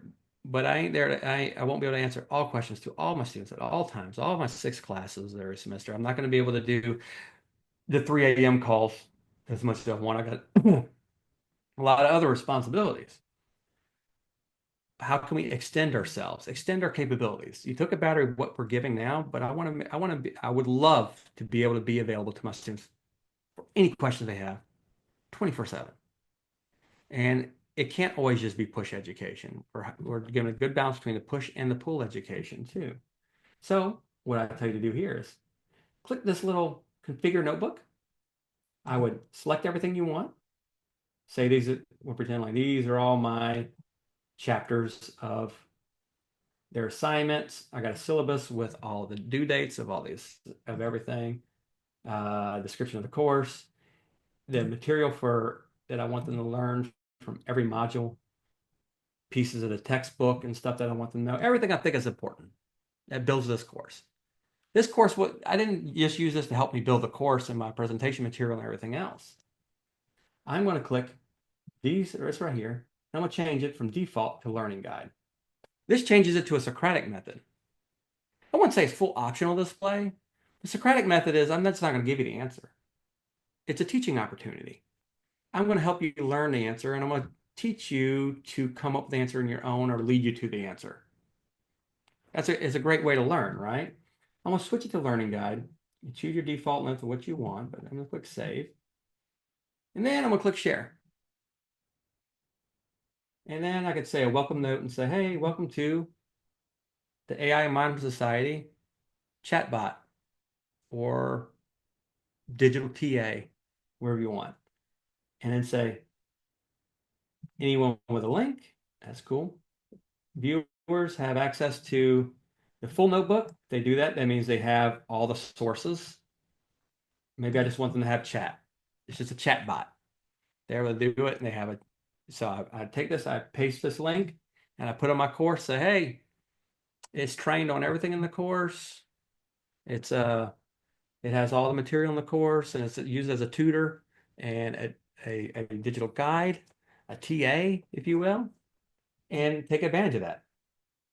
And students can do that too. They can share notes with themselves, or maybe they're in a class notebook together, putting in notes, and they're all building artifacts for their course together. Notebook LM is great for work, to keep up with your meetings, your projects. Make a notebook for each class you teach, every research project that you're working on, any project management or any meetings that you have, you put your minutes into. Students use it for their classes and their notes. It's a beautiful thing. I actually use it too. Cogito, Latin, to think, therefore I am. So I put like Aristotle and Nietzsche and Confucius and Descartes and Epictetus and uh, uh, all kinds of Eastern philosophy, Kant, whatever I can think of. I put it in here, and I can ask personal questions to it all the time. And I even put Machiavelli in here, the prince. So if I ever need to be rough with my son because he's not wanting to clean my room and I want to be stern, I have something to channel there. And that's Notebook LM, and that covers a good bit. And let's see what's another thing. Talked about AI note takers, and we have a lot of these AI note takers to use here. Let's talk about what if the assignment talked back. I love doing this specific assignment with my students. Um, show a couple examples. We use Boodlebox at the university, which we ran it through our cybersecurity and our general counsel, so it's able to have certain level of private data in it, where it's not training any AI models, and we got those privacy assurances. But I make a chat bot. If anybody's made like a custom GPT and ChatGPT or a Gem inside Google Gemini, you can make a chat bot where you just tell it what you want it to be. Like say this one, Module 3 simulation. I have a class called Health and Medical Issues and Emergency Management. It's a grad class where students are going to be emergency managers or disaster resilience managers. And this one, their class is specifically about medical issues and emergencies, or how to evacuate hospitals if they are evacuating a hospital for a hurricane or something like that. So I gave the instructions, which is just what this bot's role is persona. And in this one, the students have to, I put this chat, and let's say that in this course, this is it.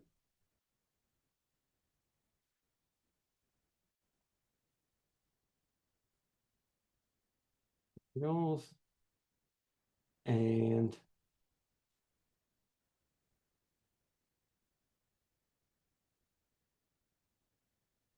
which one I put it in.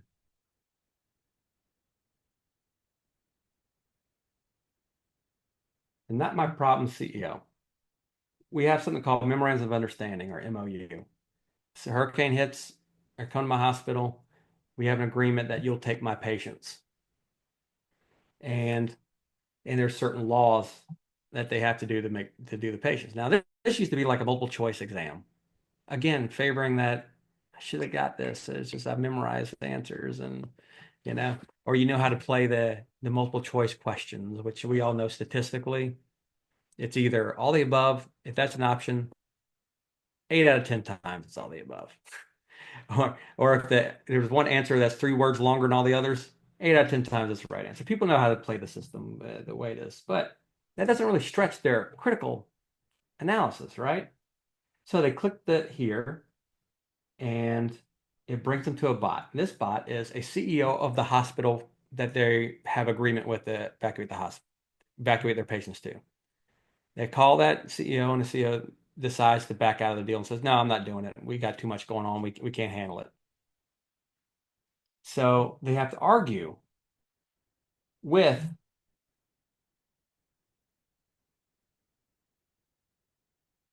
this CEO,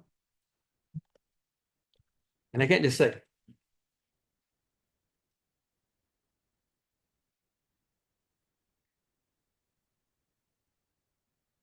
"You got to take them," because the students have 10 rounds of a conversation back and forth. They can do it under 10 rounds or not of arguing or giving a factual argument why that is the legal obligation of that hospital to honor the MOU agreement by EMTALA and a whole bunch of other federal laws like FEMA's mutual aid agreements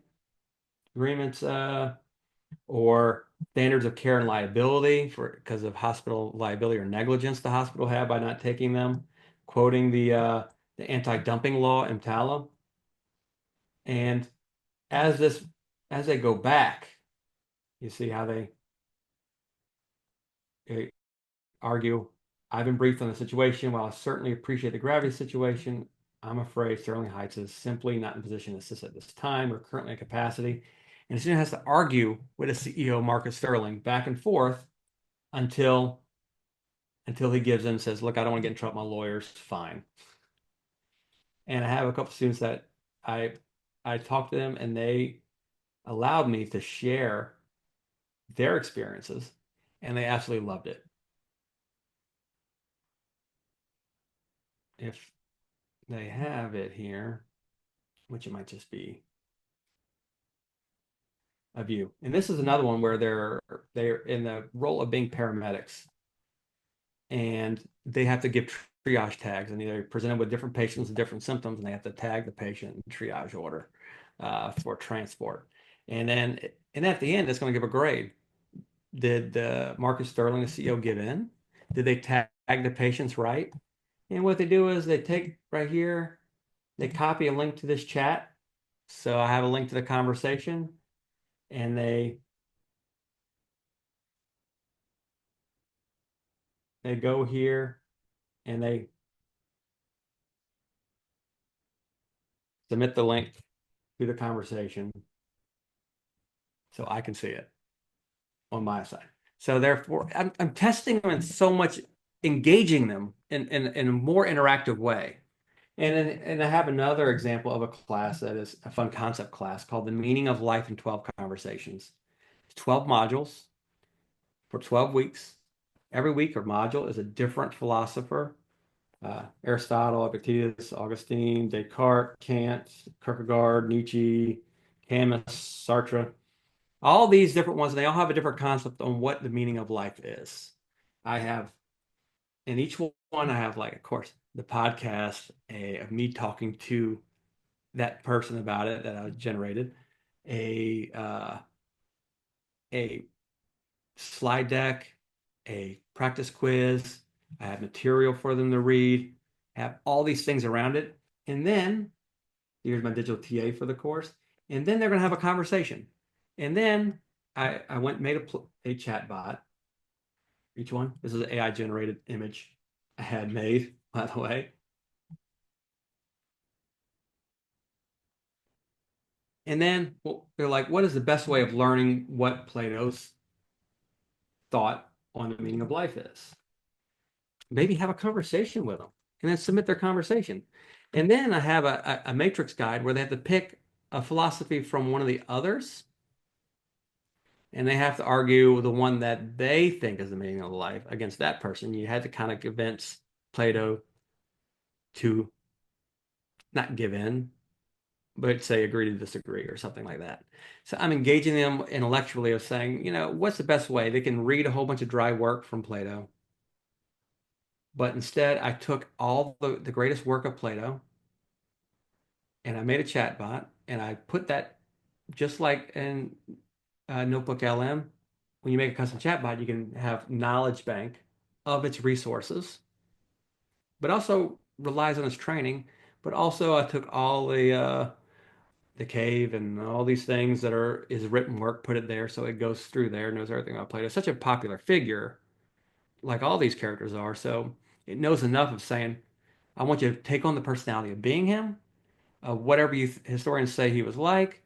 I want you to look back at all the material so you got his idea of it, and your role is to argue with the students on the meaning of life or teach students their meaning of life. The best way to learn is have a conversation and learn from someone like you're talking to them. And that's what their goal here is. It's inherently way better this way than it is just to tell them about it. Some people don't learn that way, and it's not interactive enough. And it's or just to have them just read the material. It's not going to.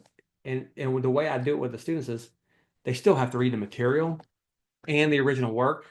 They just do it after this conversation because the things that were dense isn't dense anymore. They already wrestled with it in their mind and have a full conversation. Now, when they read it, they have these the things just kind of click in their mind. It's wonderful.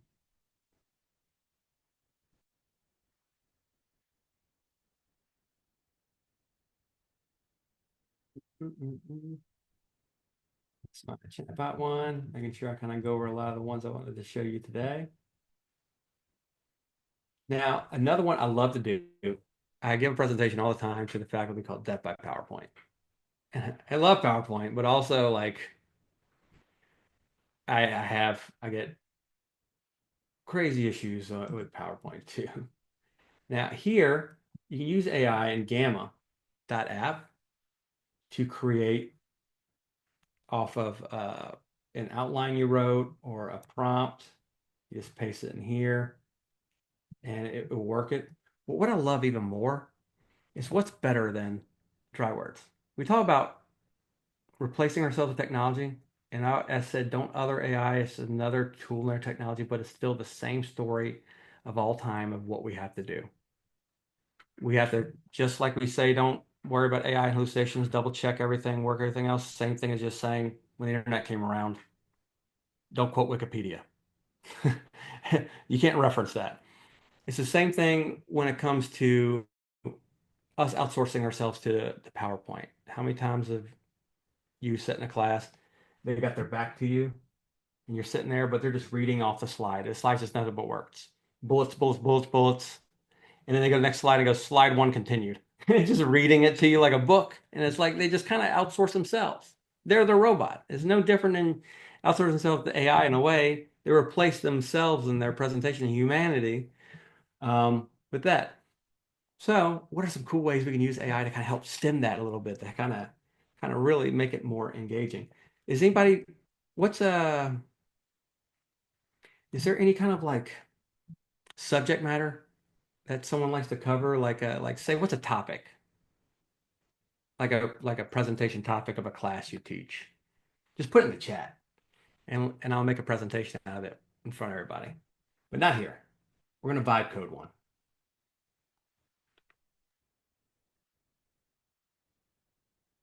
Any educators want to put something on the chat? I think it'd be really interesting.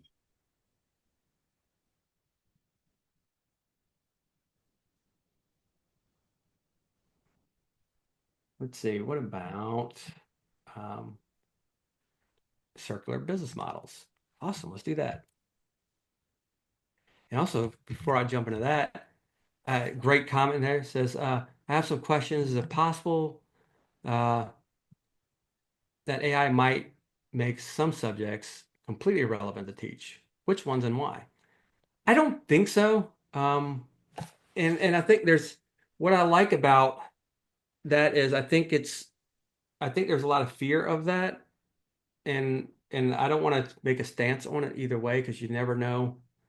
This that goes back to that uh, traffic example where you just never know how it's going to pan out, and so there's a whole bunch of wrecks. But I feel like it's going to, it could lessen some subjects, but I think it's also going to heighten some subjects. Like I said, it's going to heighten the liberal arts game a lot because I think that's going to be inherently more important to boost the humanity part of it. I think it's going to add more extra disciplines that's going to need to be there, but I think it's going to augment all of them. If I had to have my say, as far as like even at college level, in grade school level, should always have like an AI literacy course as your boilerplate, and in every major have at least one AI assignment that talks about how AI is used in their industry and stresses how they use it to augment where they're at. And I think that is going to be um, really important. And I don't think it's going to ever take anything irrelevant to teach. I think that kind of is our part of it. And that's the great part about the human spirit in a way. And it's been said in a couple ways. We all know about, it was Kasparov. Um, was it Kasparov, the greatest chess player, the grand champion at the time? And Google DeepMind or Deep Blue beat the grand chess master, and that was like in the 90s. It was like this huge thing, and now and then you had AlphaGo beat the Go player, which is inherently a lot more difficult than chess of all the different permutations that would be there. To this day, there's an AI called Stockfish. I love playing chess. I put my son's chess team and all that.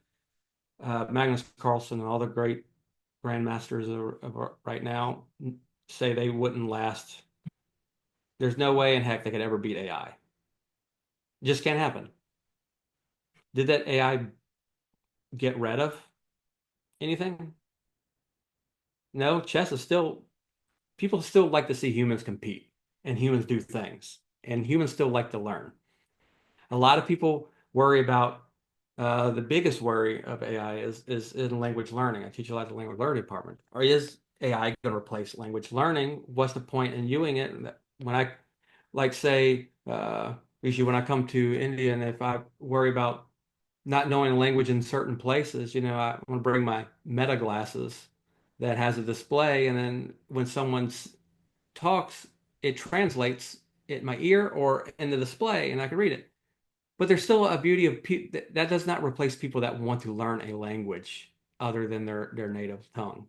People still like that. People still buy things because it's 100% human made, handmade. It might be more expensive. So I do think it's not going to be a total replacement. I think it might be some shifts. How that looks, I'm not too sure. And for fun, since we have a couple, I'm going to let's race them side by side. Wouldn't that be fun? We'll have Claude, ChatGPT, and Gemini. Your big three, right? These are your big three. You want to put it inside of Canvas mode if it has it available. So you click these tools. This is the Google Gemini. I click Canvas. For Claude, I think Claude just automatically calls it artifacts and it'll automatically do it for you. And then for ChatGPT, I think we have Canvas mode again. And, boop. And let's do this. We'll take off thinking for brevity.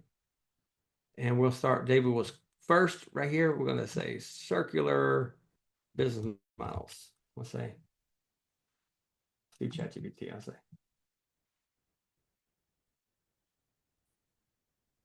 Well,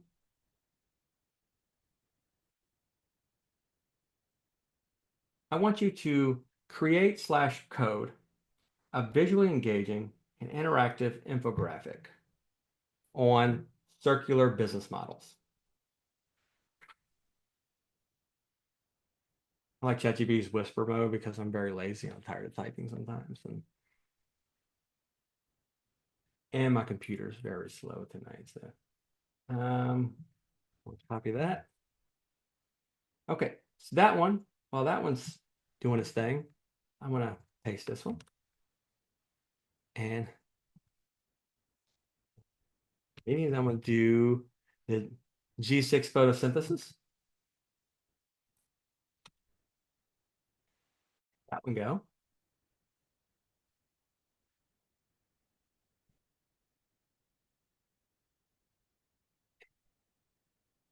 This one. Flawed is going to be create a human resource.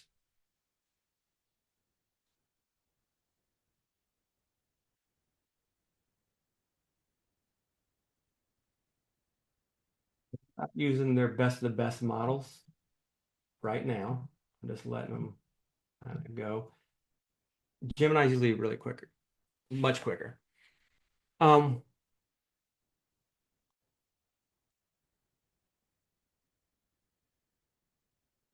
and that's a great comment in the chat right now while answering some of these questions while this thinking. And that's where I really want people to be, you know? And this is really how I want to think. Is there such a thing as too much thinking when AI does the thinking for us? What happens to a mind that never struggles? And that's exactly why I started off the way I did. Your mind on ChatGPT is, and we always thought access to knowledge is going to make us smarter because there's access to knowledge. And they're like, in the future, the internet's there and they could just got knowledge at their fingertips, people are going to be so much smarter. But really, all they do is pick up the phone and Google something when they need it and never think about it again, just to answer a quick question. But they never learn, they never churn, they never struggle. And that's why I started with friction. You know, that availability of knowledge and resources is not great unless you take advantage of it. And as educators, for the ones that won't naturally have this natural curiosity in their lives where they just want to engage with to learn things and use it, it is our Library of Alexandria. It's for the good and bad of humanity. It's the largest repository of human knowledge and a thing that will talk back to you. It's great. But if they're never going to actually tangle with it and actually engage it in a way that's not replacing them, but just to learn things and just have the hunger of curiosity to learn subjects, and these like techniques are showing us as educators is to find a way to deliver churn, to deliver that friction. Remember, I said friction is what really gets people to commit things in memory. You have to find ways, and it's so hard for me to say, do it. This is how you do it in your course. In your course, every course. This is great about education is all our classes are different, and the type of material we have, type of assignments I've shown is a little different than the others. But it's all about how can we introduce this friction in their lives. You know, what does it when they never have to struggle with anything? We all know how that is today. We lose electricity. That's the issue why we're dependent on the technology. It's no different than AI. It's another technology going to be dependent on, as I was mentioned. You turn off electricity today. How many people, you know, my grandfather was great at farming. I don't think there are a lot of other people in the family is. You know, you cut the electricity at the grocery store and the system goes down.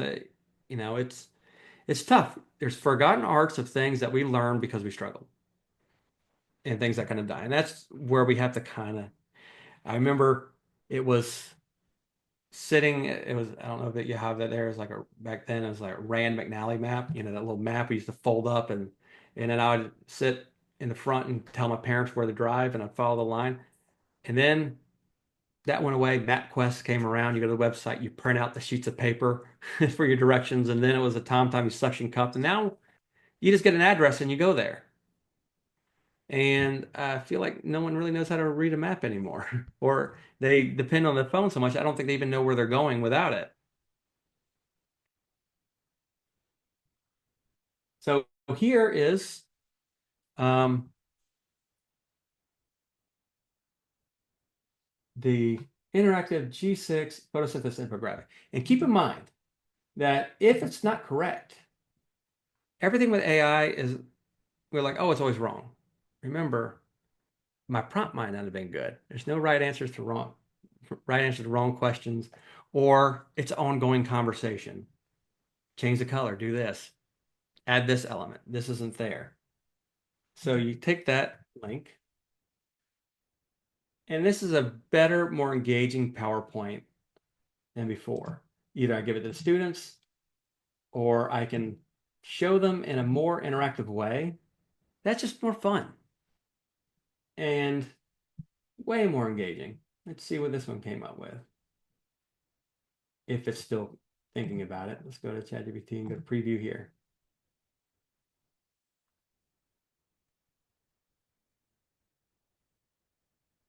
I gotta figure out why I disabled that workspace. Oh well. But I can publish this artifact here. Copy link. And this is what I bring to class. And I could be twirling away over this podcast, but if I study the material on my heart, my mind, and how I'm going to present it, and I just need something as a visual element in the background, you can prompt this in here. I've done it where I've made a presentation on the way to class and a theme song for it using Suno AI, which is the students love that. I make a theme song for every class. And then I just have this cool visual element that I can kind of pull out anytime. Look, I even gave you a quiz. Career planning, rights and laws, HR development, worker types.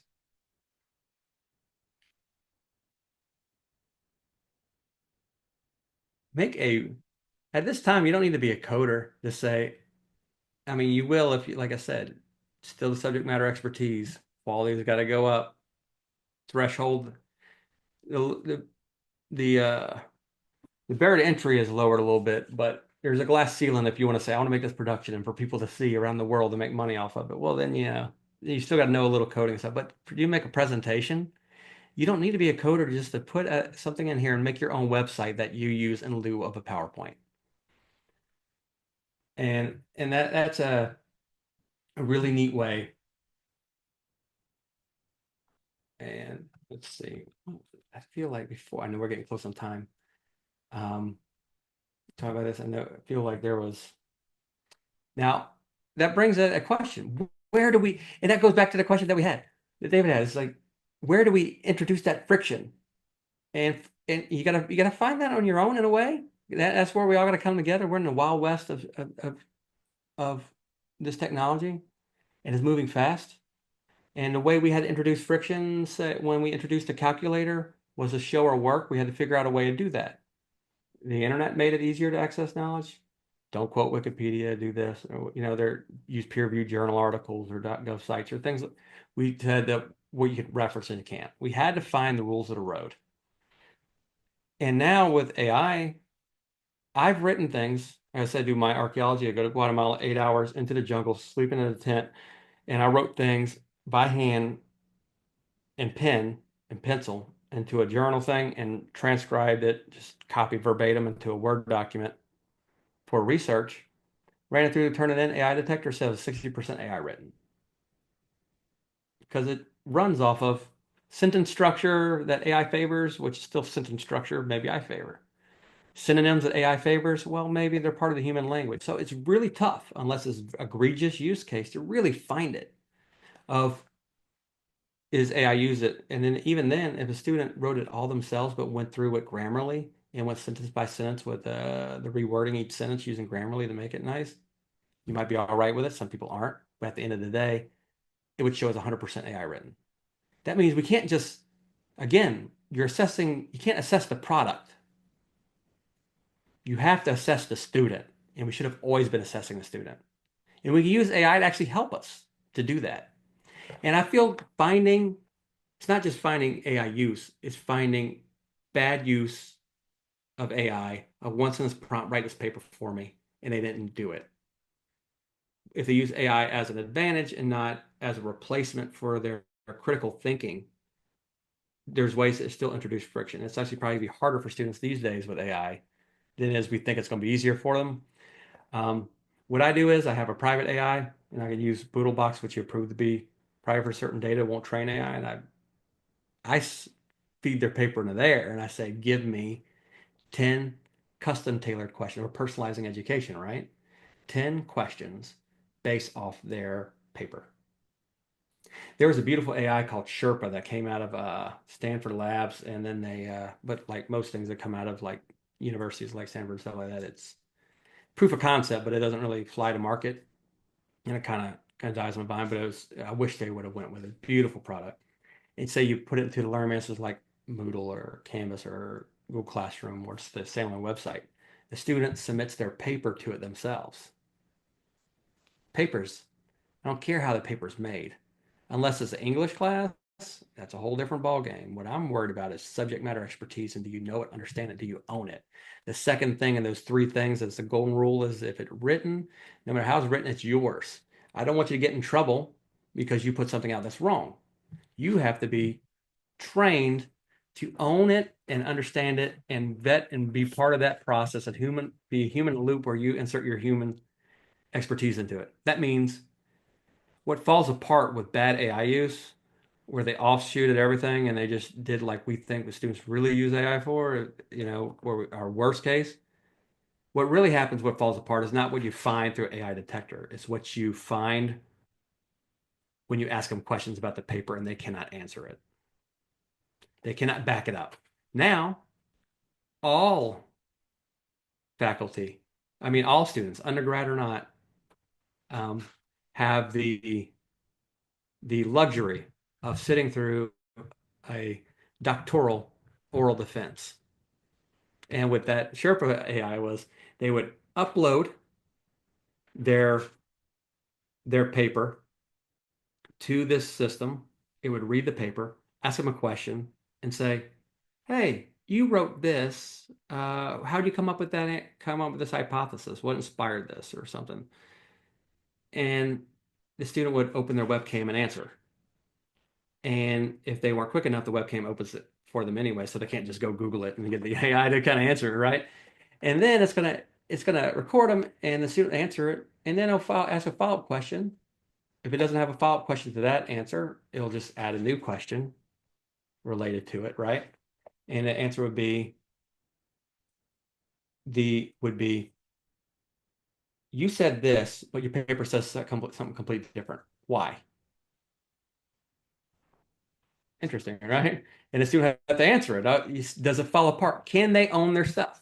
That's what I'm grading. I'm grading the student, and I'm grading their journey, and I'm grading their process, and I'm grading.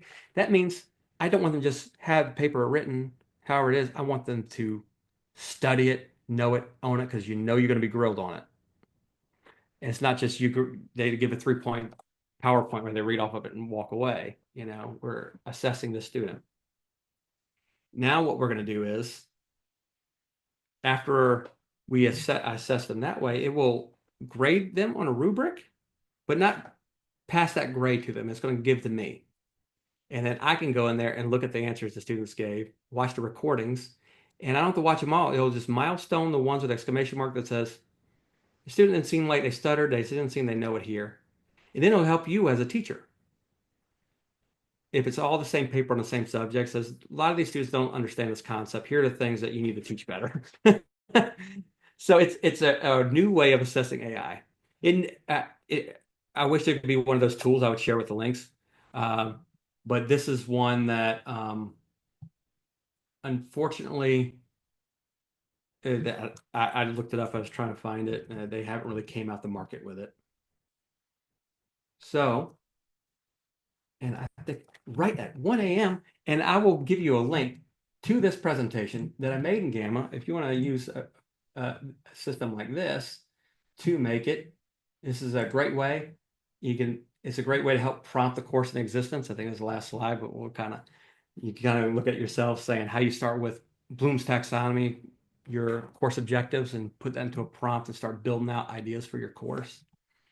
But you'll see in some of these, I think towards the bottom, these last ones, I have links. And some of these, I have links to different AI things that you use. The main one, if you use Google Notebook LM, that's a good one right there to use. We'll throw this in the chat for you. And know that when I do this talk, a webinar with the students, I'm using a different tact with it, is how the students they're allowed to use AI in any way. How can they use it morally and ethically and responsibly to support their education and not to write themselves off. Spoiler alert, I just tell them to treat AI like they would their roommate, best friend, spouse, mom, which means, are you allowed to let your roommate, your dorm mate, or whatever write your paper for you? Just because you could doesn't mean you should. And they know that, right? All these things, we other it because it's a technology, but it's the same concept from the beginning of time. Your roommate don't write your paper for you, but your roommates there could look, read your paper and give you his or her thoughts and say, "Oh, you ever thought about doing this or doing that?" Or coming up with different ideas for, like you would with your friend. Hey, can you look at my paper? Does this look good?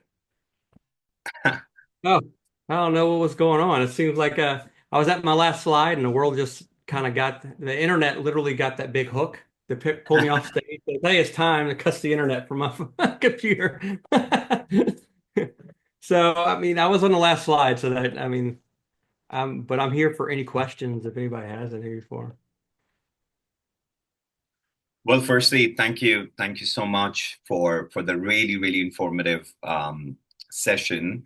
And once again, thank you to all the educators who are here. I hear a few thumbs up, but any final thoughts? Would love to take in a few questions, or once again, would love to hear from some of the people who have been here religiously for the last 2 hours. So anyone, if you would like to share your thoughts on the webinar in general, any of the tools, or anything at all, really.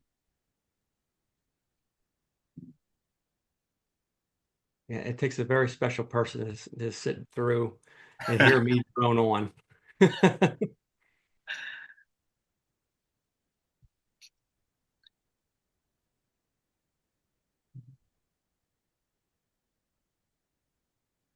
And then I'll just throw my email in chat. If anybody ever has any questions, feel free to send me an email.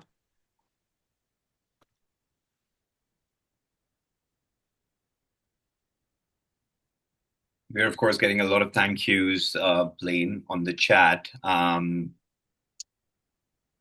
So once again, I know it's super late for you already. Must be 1 a.m. I'm on second wind now. I'm good. For you, but thank you once again for sharing. Just, I mean, I was taking notes throughout the presentation, and I was telling my team as well to take notes and make sure that we get to use so many of these tools that are out there in the world and can be used in different ways, right? And I think that's really important as educators to know and to then help our young students and work with them with this AI adoption and yeah, screening. So once again, thank you everyone for joining us. We keep getting webinars like these to you, and I know AI is a hot topic right now, so we'll try to see if we can get Blaine once again to talk through it. And thank you, Maninder ma'am, for once again turning on your camera. Any final thoughts from you? I know we started the webinar with comments from you. Any final thoughts from your end?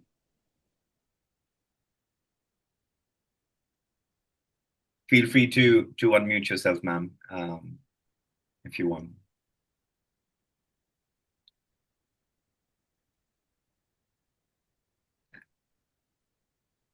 Ma'am, you can unmute yourself as well, Maninder ma'am. I see your message, but okay. Thanks. Appreciate it. Yeah. Thank you so much, sir. It was a wonderful session. Yeah.